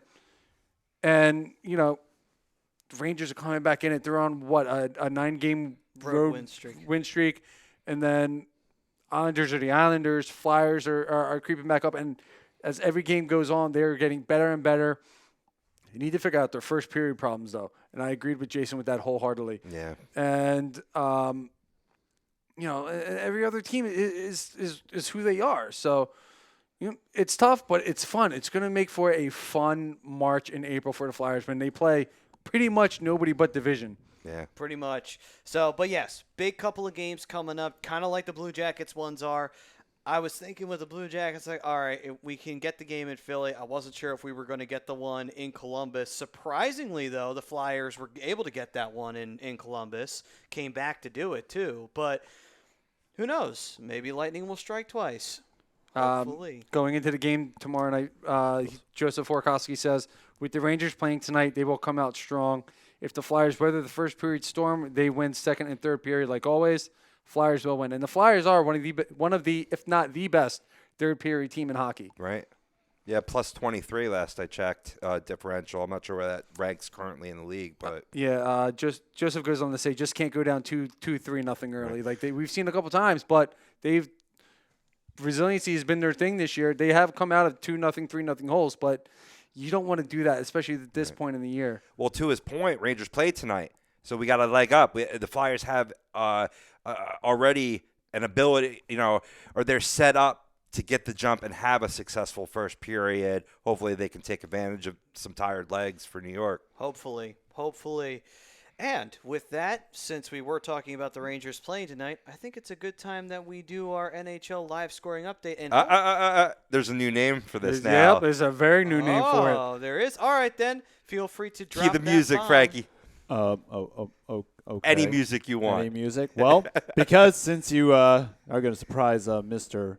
Mattson Sudi, I think this bet is going to be perfect for this. So here we go. Okay, then. Go ahead. Ladies and gentlemen, welcome to the Daily Update. Hey! See, it's a play on my name. D-A-L-E-Y. Yeah. Not D-A-I-L-Y. So you Not to confuse. Thank you, Frank. Thank you. So you guys, Not to be confused with the Daily News or Bingo. the Daily, like day to day. Yeah. So Yeah. hold on. So you mean to tell me you had all this time to think of a segment, and that's the best you came up with? Oh, it's genius. Seriously, come on. Genius. Get out of here. Fuck you. You're fired. Get out. There's a door right there. I can't be. So that's the beauty of it. We don't fire people. We're not 97.5. Got him. All right. Too soon? We got one game in progress tonight. Just starting in the second period, we got the Devils 2-0 over the San Jose Sharks. The rest of the games have finaled up. Oh, Ryan said the music. Oh, I forgot you guys have music to this. Oops. Sorry. This is why I don't produce you guys as often. So here God damn it, Frank. here you Get go. your shit together. Frank, Here we go. you handled the key part. Yeah. So Yeah. you're good. Listen, that was fine. That was more All right, than there enough. You go. There you go. All right, so Are you glad now, Ryan? I got the music going. all right, so Give me a break. Ryan, I thought you were on vacation, bud. Yeah. he's producing from home. Apparently. So much for his 100th vacation of the year. Dance, puppet, dance. All right. So the games that are in final now, we got the Rangers over the Canadians by a score of 5-2. Blackhawks beating the Lightning, which could be huge for the Flyers moving forward. Blackhawks win by a score of 5-2. I'm seeing a trend here as the Maple Leafs have beaten the Florida Panthers tonight by a score of what? 5-2. Actually, 5-3. Ah. So close. Bruins upset the Stars by a score of 4-3. Senators by far upset the Vancouver Canucks by a score of what? 5-3. 5-2. Oh, 5-2. See, I tried to. Minnesota Wild destroy the Detroit Red Wings tonight by a score of 7-1. That shouldn't be too hard. Blues win in overtime as we got to see that final goal. Over the New York Islanders, big upset over the Islanders there for the Flyers by a score of 3-2. Blues victorious. Predators win by a score of 4-3 in overtime. And the Capitals get shut out, which is huge for the Flyers, by a score of 3-0 to the Winnipeg Jets. All right, then. Oh, is that the end? That was perfect. Yay! What now? When Ryan produces, We don't get the timing that well. Boyaka. Uh-oh, he's coming. He's coming. Uh-oh, here he comes. No. He's coming. Here he comes. Timing! I'm great on timing, Ryan! My man. See, if This is why we love Frank. This is why we keep him around. See, if we hadn't had Myrtetus on tonight and we didn't have that comment from you, Rob, that probably would have been best of the week right there. Yeah. If it hadn't been for that. now it's loud. Oh, my Oh, goodness! now I'm so it's I'm now it's excited. loud. Did you hear yourself 5 seconds ago? But anyway. There we go. And I'm on the replay. Woo! Yay! Yay! All right. There he so, is. So, Well, that was the whole purpose of going over there was to get on the replay. He could have yelled from there. So that was the daily update. But I need to make my one appearance on camera quota apparently. So All right, Oh, fair okay. enough. So that was the that was the first Ryan says, I'm afraid. So it's okay to be scared. before we jump into the Anaheim Ducks trade deadline, because I want to talk about that real quick, Joseph Horkowski says, other than a slow first period, the one thing that bothers me about the Flyers is their sloppy second period line changes. Yeah, they're sloppy, but they're a little bit tougher because you got the long change. Yeah. So that's Well, kind of tough. yeah, they've gotten flagged for some too many men on the ice with that. So I definitely hear you, Joe. And some of the puck handling in the defensive zone, I think that's something they really need to clean up. And I've seen it being cleaned up, but I just want to see it for a longer period of time going into the playoffs. Uh, Real quick before she jumps off, I want to say goodnight to Eileen Pompey. She says, I really got to go. Y'all keep pulling me back in. That's a great thing. That's what we try to do here. We try to pull you in. Just when she was out, we pulled her back in. Like the Hoover. We want to suck you in. Hey now. Hey now. Wait a second. Never mind. I'm not going to go there. Sean Sciabarazzi says the penalty kill, something that I guess they need to work on. Or Sean, you want to elaborate a little bit on that? Yeah, because if that's his point, I disagree. I think the penalty kill has been outstanding. It's been borderline top 10 all year. And I mean, it dipped down a little bit down the 14th, but I think currently now, don't quote me, but I believe it's about 11th. And certainly getting Nate Thompson and Derek Grant's going to help that. Oh, absolutely. Derek Grant has been great on the penalty kill the whole way. We love you too, Eileen. We love when you chime in. Hopefully we'll see you next week. Joseph says that Drew turnover in the San Jose Sharks team was bad. Yeah, but Drew knew it, and he was pissed about it the moment because he knew it was bad the moment it happened. But And it happens. It's going to happen. Yeah, that was really the only egregious thing that happened the whole night, and Drew knew it. Fuck you, Nick Ritchie. So first trade that we alluded to the young guys. He's still has some value, no offensive upside whatsoever anymore. So we got that, and then the second part of that Boston Bruins deal was Nick Ritchie being sent over there for Dalton Heinen, who is another really good, skilled Swedish. I believe is a Swedish player. Really looking forward to seeing what he does with Anaheim because he played on the top line for a little bit with Marchand and Bergeron, and had a lot of luck, a lot of good plays, a lot of scoring opportunities. Hopefully, he has that moving forward with Anaheim because he could be a top 6 player in this league. He's got a ton of talent, and he's still relatively young at, I believe, 24. So, I mean, I love the deals that they made. They also got one of the defensemen from Washington, Christian Duhos, I believe you say his last name, DJOOS. So they got him. Don't look at me. I'm who is this? Christian Duhos. Oh, Christian Juice. Oh, is that how you actually say his last Yeah, name? it's Juice. Oh, okay, Yeah. cool. Is he loose? We got him.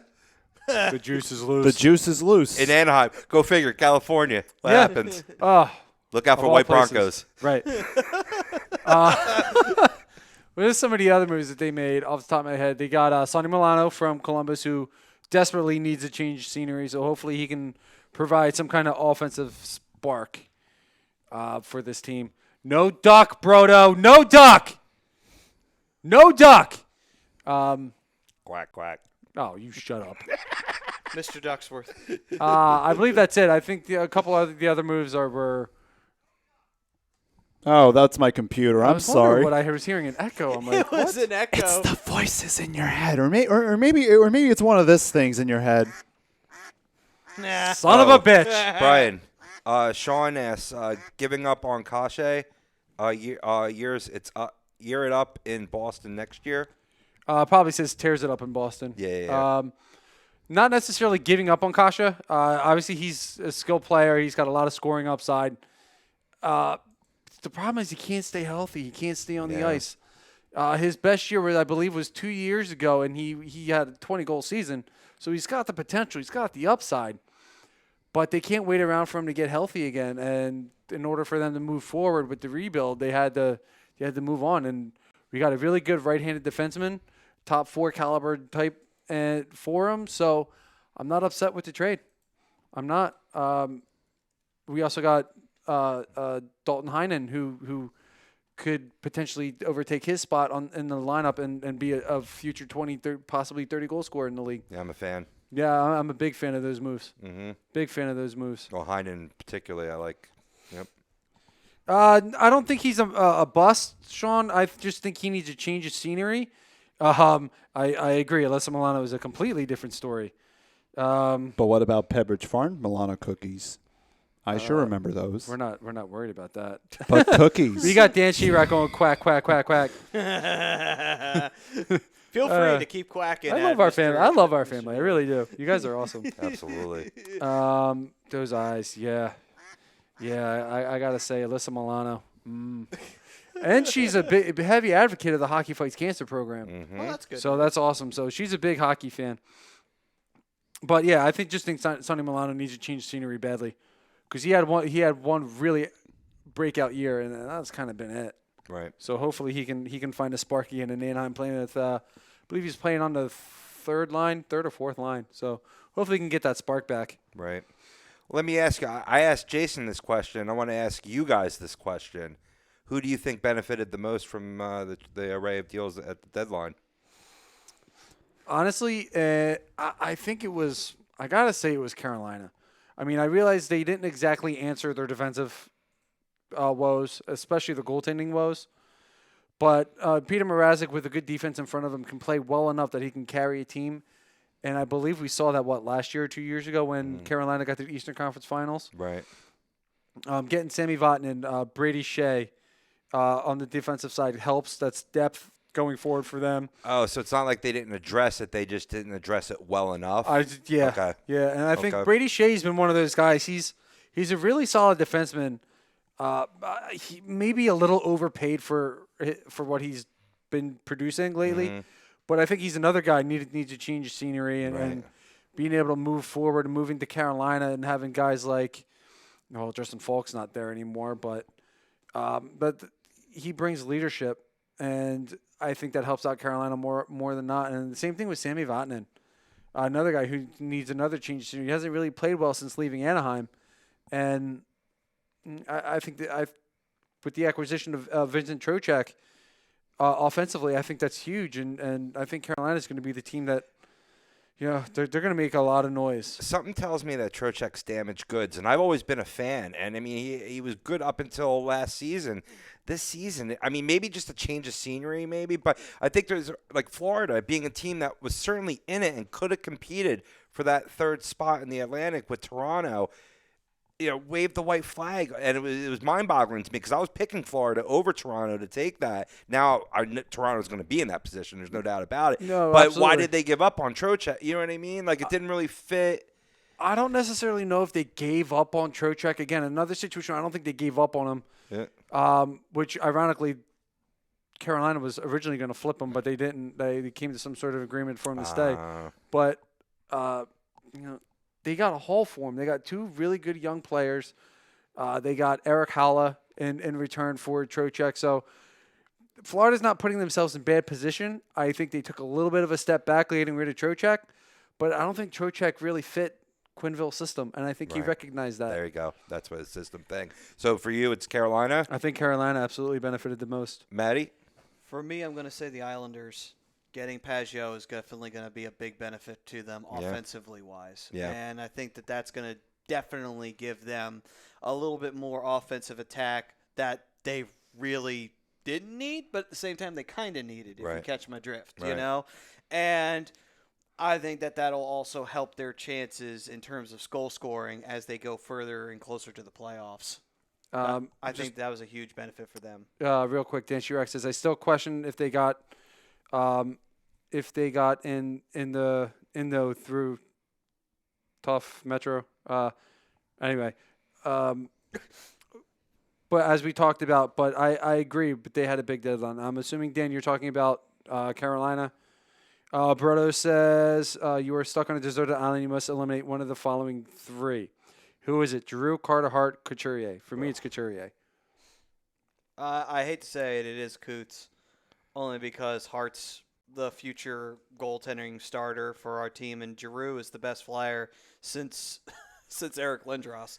So Terrible question because it's so hard. It's such a nasty question, by the way, bro. Fuck Brodo for that one. Yeah. Brodo. Yep. Oh, sorry, go ahead. No, you go ahead. I was going to say, Brodo, fuck you. But anyway, go ahead. That's why I said go ahead. No, I'm just kidding, Brian. No, we love you, Brodo. Yeah, absolutely. It's a great question. And for me, though, I'm going to go with Giroux. And this is why. The only reason why is an age thing. I'm not an ageist, but, if you want to move forward, going on, I can't give up on my son. Youth. Couturier, still young. I'm not saying Giroux's an old man, but he can go home and spend some time with his kid. Yeah, I mean, he's younger than me. I'm 34, so there you go. I believe he's 31 this year or 32 this year. But either way, it's not old by any stretch. Hey, I got an answer to this one. I'm going to build a boat to get everybody off the island. There you go. But loophole. I'm putting the parent who accused Gritty of assaulting his son and Ilya Brzgalov on the boat and putting him on that island. There you go. Sean says... Wait a minute. You're not going to put Joe Thornton on there? I'm disappointed in you. Oh, I'll feed him to the Sharks. Hey-o! I'm glad you brought Joe Thornton up. I am shocked to shit that he didn't go anywhere. You're not? No. Really? Why? It was like I was saying last week. He's got no value whatsoever. He's not the player that he was. But he's been playing well recently and building up value for the deadline. And you think the Sharks would want to do right by him as being, a long-time Shark. He started in Boston. I really thought it would be a return to Boston. A lot of people did. And just to give the man a chance. He's an old man. Try to give him a chance to win a cup before he hangs him up. He's very upset about that too. He was saying on Twitter or something like that. He's like, after 22 years, you're trying of cup chasing, it frustrates me that not another team inquired about me. I mean, it's weird because the same thing happened with Marleau. Marleau went to the Penguins. Yeah, he did for a third-round pick, too. Yeah, so it's like, oh. I mean, don't get me wrong. Out of the two, which one would you take, Marleau or Thornton? I'm like, well, I'll take Marleau every day. But, I mean, even if they were younger, I'm like, yeah, of course I'm taking Marleau. He's a goddamn dynasty. But, you know. Dan Shyrock asks us, most likely team non-wild card, obviously to be one and done. Lightning. They have that track record on them, especially last year being what, the President's Trophy winner, getting swept. Yeah. They got a lot to prove this year. I think they could potentially be a one and done. Yeah. Well, is it someone who's currently as a wild card or someone who can make It's a it? non-wild Non-wild card, so one of the top three in the divisions. Oh, okay. Hold on a second. Let me double check here for a moment. You know, see where everybody's at. I mean, I hear you with Tampa Bay. I think they got the chip on the shoulder, though. They have that bad taste in their mouth from last Stanley Cup tournament. So this year they'll be looking to do something. So I'm just to be argumentative. I'm going to say the Boston Bruins. That's interesting. I like that. Yeah. But the thing about Tampa Bay is they keep bringing in player after player. They just brought in Blake Coleman. I believe they got another player. I can't remember off the top of my head at the trade deadline. But, they have a roster full of good players, but it never they translate really well together during the regular season, but when come playoff time, they all shut down. Oh, Dan Shyrock goes Leafs all day. I like that, too. That's a good one, like but that, I too. think they might wind up being a wild card team. For me, I still think Florida sneaks in the You division do? spot. Mhm. Wow. Okay. For me, it's Washington. Love it. I think Washington, even though they got Kovalchuk to add some more scoring depth, I don't know about this team. This team keeps on getting hot and cold this Yeah, year. and they've been cold recently, too. Yeah, it's like I don't care who they got. They could have gotten fucking both Joe Thornton, Patrick Marleau, and Ilya Kovalchuk just to go cup chasing, and it's like I'm not buying it. Like, you guys are struggling, and that's not a good sign going into the postseason. I can hear your point. I mean, I think Kovalchuk will do well. I think some Russian ties there bodes well, comfortable situation. He played well in Montreal before getting traded, so he's on the right step. He's already in that mojo feeling, and I think being on a team where he doesn't have to be the guy has always been a great fit for Kovalchuk. So I think that will do well, but that doesn't defeat your point because I don't think that was enough. And I mean, being like probably one of the best, if not the best team in the NHL for the, what would you say, first 2/3 of the season, maybe at least first half of the season. About that. It's the wrong time. You want to be streaking when it's playoff time, baby. Yeah. And we're going streaking. Through the quads. No. Yeah, I think they're going to get out in the first round. I can actually see them getting upset by a wild card team again, like they were last time. So, all right. I mean, think about it. Florida, going back to Dan's next comment, he said the Leafs a wild card. Florida's only 4 points back. Yeah. They're right they on got the a good doorstep. player in Eric Haula, and they got another good young player. I forget his name, but he was really, really. He's a good player, but I think they're a team that they're going to find a way to gel. They're going to find a way to click at the last minute, and the Leafs are kind of starting to fall apart. You go ahead. Real quick, though, I think if the Leafs don't make the third spot, I don't think they get enough points to be a wild card. I think the two wild cards are going to come from the Metro. So I think it's going to be one of the two in that third. And I think that's what Dan's with the question mark is saying. But I will say this. For me, though, the only thing that makes me question Florida is Bobrovsky. Hey, Brodo, have a good vacation, brother. Peace, Brodo. Be safe. But, again, Bobrovsky's a big question mark for me, and it's like he's not consistent. He's played like shit this year for a guy who's won a Vezina trophy. It's like, nope. I'm not buying you guys for 2 fucking seconds because but come playoff time, you may start making that push. It brings another animal out of some players. maybe. But again, Bobrovsky's been on better teams and they haven't gotten the job done either. So it's just like, how many times with Columbus did it look like, oh, okay, Columbus might actually win a series for once, and they always got eliminated. They finally won one with Tampa. Maybe they'll make a run. They got beat by Boston. And it's just like, I'm not buying it. I'm not buying Bobrovsky. It's just like, not right now I'm not buying him. Like, maybe he'll be the year where he'll shut all the critics up, but it's just like, I don't know. The year hasn't proven much to me. You're gonna take him over Freddie Anderson, who has been very inconsistent this year? Well, they've both been inconsistent. So it's you're damned if you do, you're damned if you don't. You go either way with this. That's kind of why I think Toronto's going to be the team that gets booted out of that third wildcard spot. Listen, they're a very talented team up there. I'm not going to say that. They're underachieving. They're underperforming. They have too much talent on that team to be where they are. They should be number 2 battling for number 1 with Austin Matthews and Jonathan Tavares. And, they got Morgan Riley getting ready to come back. They didn't really make any moves at the deadline that were even really notable. If I'm wrong, let me know. I just don't see it. I see Florida getting hungry. And I think the trade for Trocheck is going to be a wake-up call for some of those guys. And I think Florida's just going to wind up playing better. No, I mean, it's not that – not to say that Florida can't do it. It's just that, again, it's a big question mark for me, and that's the big problem with the playoffs this time around. It's like goaltending-wise, man, you can have a shit team, but if your goalie is on fire, that's the end of the world. But at the same time, if your goalie's garbage come playoff time, it's like, forget it. They ain't doing the damn thing. But anyway. It could be a situation where, it's like the Penguins did to get to their second Stanley Cup in 2 years, platoon your goaltenders. Maybe. Send the message. Maybe. It's not out of the realm of possibilities. I mean, it could definitely be that situation with Toronto. They just got another goaltender, and crap, I'm blanking on who they just got. It'll come to me. Don't worry. Okay. We'll move on. All right, but anyway, so with that being said, though, thank you for that question, and we always love interacting with you guys, so anytime you want to throw in more questions, fam, feel free to. We'll get to you immediately. But we've gone through the Anaheim Ducks and what they've done in the trade deadline. We've gone through the Flyers and the preview of coming up with the Rangers. Anything other noteworthy around the league besides the trade deadline? Anything at all? Oh, the big one.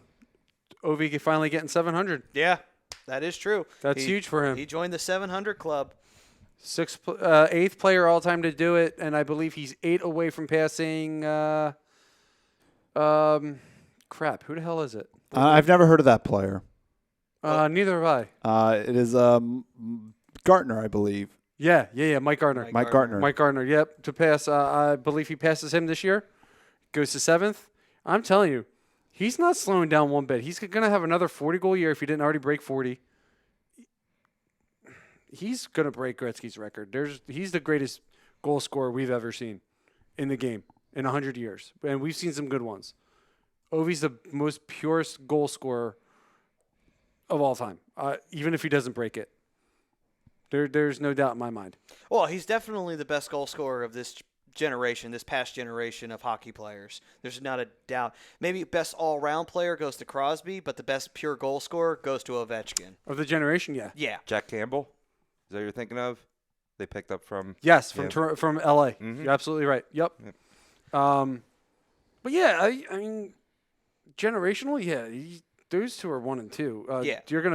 He's gonna be creeping up soon too. Is Connor McDavid, and so is Austin Matthews at some point. Even make an argument for Patrick Laine. But if we're talking like all time, and there's a lot of names to run through, Alex Ovechkin is already the best Russian player to ever play in the league. Oh yeah, there's no doubt about that. He's 34 years old, and he's 8th in scoring in goals all time. I mean, beforehand, I think the 34. best. He's the second youngest player to do it. Who would you say was the best Russian player before him? I would say it's Bure. Fedorov. Fedorov. Yeah, you can make an argument for both. I mean, Bure too. Yeah, absolutely. Unfortunately, Pavel Bure's career was cut short. Unfortunately, yeah. I mean, we're obviously going to throw Super Mario in there because of the lost time. You throw him in the argument for best score because he could have easily passed Gretzky had he played all those years and not gotten sick. Absolutely, yeah.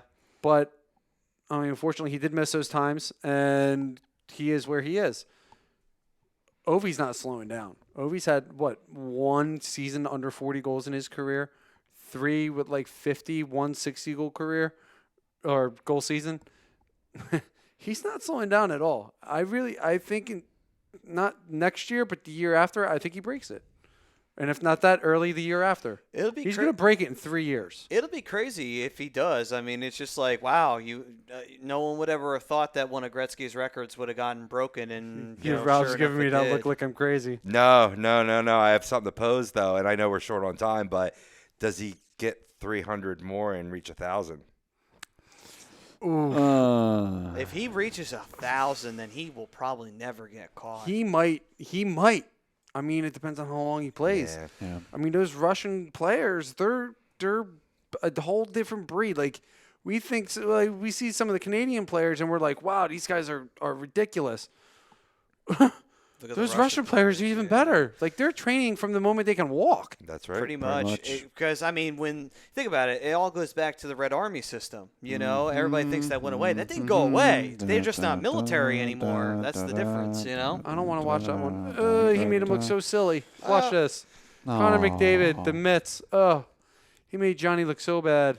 Now this He doesn't. makes a lot of people look bad. Yeah, he does. It's He's so talented. It's just quick, man. I mean, Jesus. quick. It's just McDavid. He's gonna freaking just kill it. And I mean, I don't think We'll see if he gets put into the same company as Gretzky. It's hard to fill those shoes, being the next big superstar for the Edmonton Oilers. But if he gets a couple of cups, then I think he could definitely go. He doesn't need to win 4, but he can at least get a couple, and he can get himself in that company. And to Jason Myrtetus' point, if you're just joining us now, you're going to want to rewind back. We had an awesome interview with Flyers pre-game intermission and everything to do with the Flyers and post-game. But I'm excited, too, to see Antonisio with McDavid. I think that's going to be a good match. I wanted him on the That's Flyers just pure. so bad. That's pure speed right there. Yeah, And I know. Me too. it's like disgusting pure speed. Real quick, Stephanie Hoover says Aries too. Super happy for him. Fuck the Leafs. 42-year-old guy, first emergency backup in NHL history to get a recorded W. The half-hearted thumbs up. Yeah. Oh, okay. Freshly Gotcha. squeezed. I didn't know what you The were. half-hearted thumbs up of the fuck the Leafs, because it's like I don't hate the Leafs, but I'll always laugh at it. Freshly But yeah, squeezed. that's pretty funny. Freshly squeezed. Freshly squeezed. Joseph Horakowski says Matthews has 44 goals this year already. I mean, Austin Matthews he's just something special as well. Yeah, he is. Yeah. But Carrying that team. Dan Shayrock says when we were talking about the Russian player says Drago. Drago! He also agreed if he can play as long as Yager did. Joseph thinks that maybe he can actually break 1,000 goals. Right. yeah, I mean he will pass Yager if he keeps it up, because Yager's second, so that would be crazy. And Stephanie Hoover says Russians are born with ice skates on and hockey sticks in their hands. That's got to be painful for the Russian women. You got to worry about getting cut. Canadians too, though, boy. Hey, instant C-section right there. Hey man, have you seen the Russian women? They look like they could probably Instant fuck your day C-section, up. and depending on the stick, maybe a splinter or two. Maybe. But all right. This kind of gets back to the Flyers, but doesn't fit the penalty box. So I do want to throw this out there. I saw this earlier today. How the Flyers inked 15-year-old Blake Stygoff. I'm taking a shot in the dark there to a one-day contract. It's a 15-year-old cancer patient. Make-A-Wish. Just another example of why this is the best organization in the NHL. Yeah, absolutely. I mean, that's why I love hockey so much. It's part of the organizations and the players do so much for cancer research and cancer patients. Not even just them, but anybody who's ailing from something. Like, they always take the time. In their offseason, Sidney Crosby and Nathan McKinnon go to local coffee shops. I'm assuming they're Tim Hortons. And they give out coffee to people. Like, it's cool stuff that they do. Awesome, yeah. They're so giving back to communities, and they're just great guys. And part of the reason why I love the game so much. All right. Well, we go from the positive aspect of the NHL and the NHL players to the negative side of things. It's time for the penalty box. And Oh, crap. I was too... I remember when we used to play that song, yeah. the Gotta penalty get box back. song. I tried to look for it. I lost that flash drive, unfortunately. Oh, it sucks. It's all right though. You can always grab it from YouTube or something like that. But anyway, I was too wrapped up in snagging Jason and making sure we were all on the same page for the interview today that I completely forgot to look up a penalty box guy. that's all right. We'll come to you last. Whoops. You'll think of something. We'll come to I you know, last. boo me. It's fine. All right. Oh, that hurt. Sorry. Brian got himself some I got new some ink, fresh ink today, and he just did something to it. But anyway, all right. It hurt a little. So, on to Still a little the penalty irritated. box. Hey, Frank, you got one? I do not have one. You don't? Okay. I We'll don't just have say your one. honorary man is Joe Thornton, and we'll be called a day for you. All right. Moving Very on. honorary. Works for me. All right. Robbie, you want to start? You remember how I used to actually give the penalty too with it? Yeah. Well, I got that for this one. This week on the penalty box, I'm giving a game misconduct to the driver that was in front of Igor Shesterkin and Pavel Buchnevich. Thank you very much. I'm so Yep. bad at pronouncing Well, names. I think you got Igor's name right, so I try and avoid his last name at all costs. I did? I think you did. Awesome. But basically, according to John Davidson, the president, the driver in front of them made just this unexpected U-turn that led to this collision that resulted in broken ribs for Igor, and Buchnevich just a little, but just shaken up really. But luckily, it could have been worse. But drivers that do these idiotic things on the road belong in the penalty box. Absolutely. And now, ultimately, the police were involved because there was an accident. But I see this all the time. Police officers basically not stopping people that do these egregious things, but want to pull me over for doing 77 and a 55. Go fuck yourselves. In a safe corridor, too. I'm fucked. But yeah, that driver's in the penalty box for me this week. You know what? I like that. I'm going to second that. That'll be my penalty box as well. Emergency U-turn my ass. I mean, at the same time, like it completely ruined what the Rangers had planned for the trade deadline as well. So, they wanted to get rid of one of the goaltenders, and they can't. They can't now. Right. So it is what it is. Well, I mean, they did pick up Berube from the Flyers, so I mean, yeah, as a minor move. Yeah, I mean, it was a minor move, but it's still a depth move. I mean, obviously, hindsight being 2020, it's not happening, but they could have. I mean, Buchnevich was on the trade block as well, from what I was understanding, and they had. How did I flub that name? I don't. It's all right. Georgiev was on the block as well. They wanted to move him and keep Hank and Igor. Right. Have the King and that Prince. That would have been smarter. Yeah. Yeah. So it is. All right, so for me, my penalty box, it's going to be the Philippine national baseball team. And the reason why is because Tim Tebow's on it somehow. And I don't give a shit if he was born in fucking Philippines at the end of the day. Let's be honest here. With the way the Philippines work, let's call it what it is. If I was a decent ball player, which I am not, I could have gotten Philippine citizenship today and would have been a part of that fucking team. Yeah, like seriously. Tom just walked in. Tom has a great history in baseball. I bet you he could get Philippine national citizenship right now and join that team. Yeah, like seriously. Come on now. Okay, so obviously that team's going into the box for just flat out fucking cheating in the World Baseball Classic, even though technically it's not, because let's be honest, Tebow, I don't even think he made the pro roster for the Mets. Oh, no, he's in the minor league system for the Mets, but I mean, he's a Filipino citizen technically. Technically. Parents. That's such bullshit. Like, seriously. He was born there. That makes him a citizen. Oh, okay. Just like if you were born here, but you grew up in England, that technically makes you an American citizen. It does, but it doesn't at the same time. Yeah, that's exactly what I'm saying. You're proving my point. You should still be playing for Team Great Britain, not for Team USA, because you grew up and were raised in England. You lived in England. Well, they need players. They need players. Team USA has plenty of players to choose from. He needs an opportunity to play. So he's going to go play for the team that, in the country that he was born. Oh, such bullshit. All right, go ahead. Limey buggers. Give your penalty box. Oh, I did. I'm agreeing with Rob. It's going to be the driver who hit Prince Igor and Buchnevich. All right, so we got that out of the way. That's our penalty box for the night. We thank you all for joining us. We once again thank Jason Myrtetus for joining us. And special thanks and special shout out to Jason. Yes, absolutely. And we hope to have him back on here sometime soon, hopefully. In the near future. And also have him comment in on the shows in the near future. Yeah. But that will might have some more interviews coming up, too. A couple hockey writers. Possibly I'm working on Brian Propp, too. Oh, cool. Awesome. That would be awesome. Yeah. Awesome. All right. Well, that is for future shows. Thank you, ladies and gentlemen, for joining us. We will see you next week. Same time, same channel, 10 o'clock, A2D Radio, and we will be reacting and reviewing the Flyers in Carolina after they are finished up play down that evening. That should be a really, really good game. That should be. Thank you all for joining us. We will see you next week. We are brought to you by Specialized Physical Therapy. Call Dr. Paul Vidal, www.specializedphysicaltherapy.com for all of those aches and pains. You won't have them anymore at Specialized Physical Therapy with Dr. Paul Vidal. We thank you for joining us. We'll see you guys next week right here on A2D Radio.com. Peace, everyone.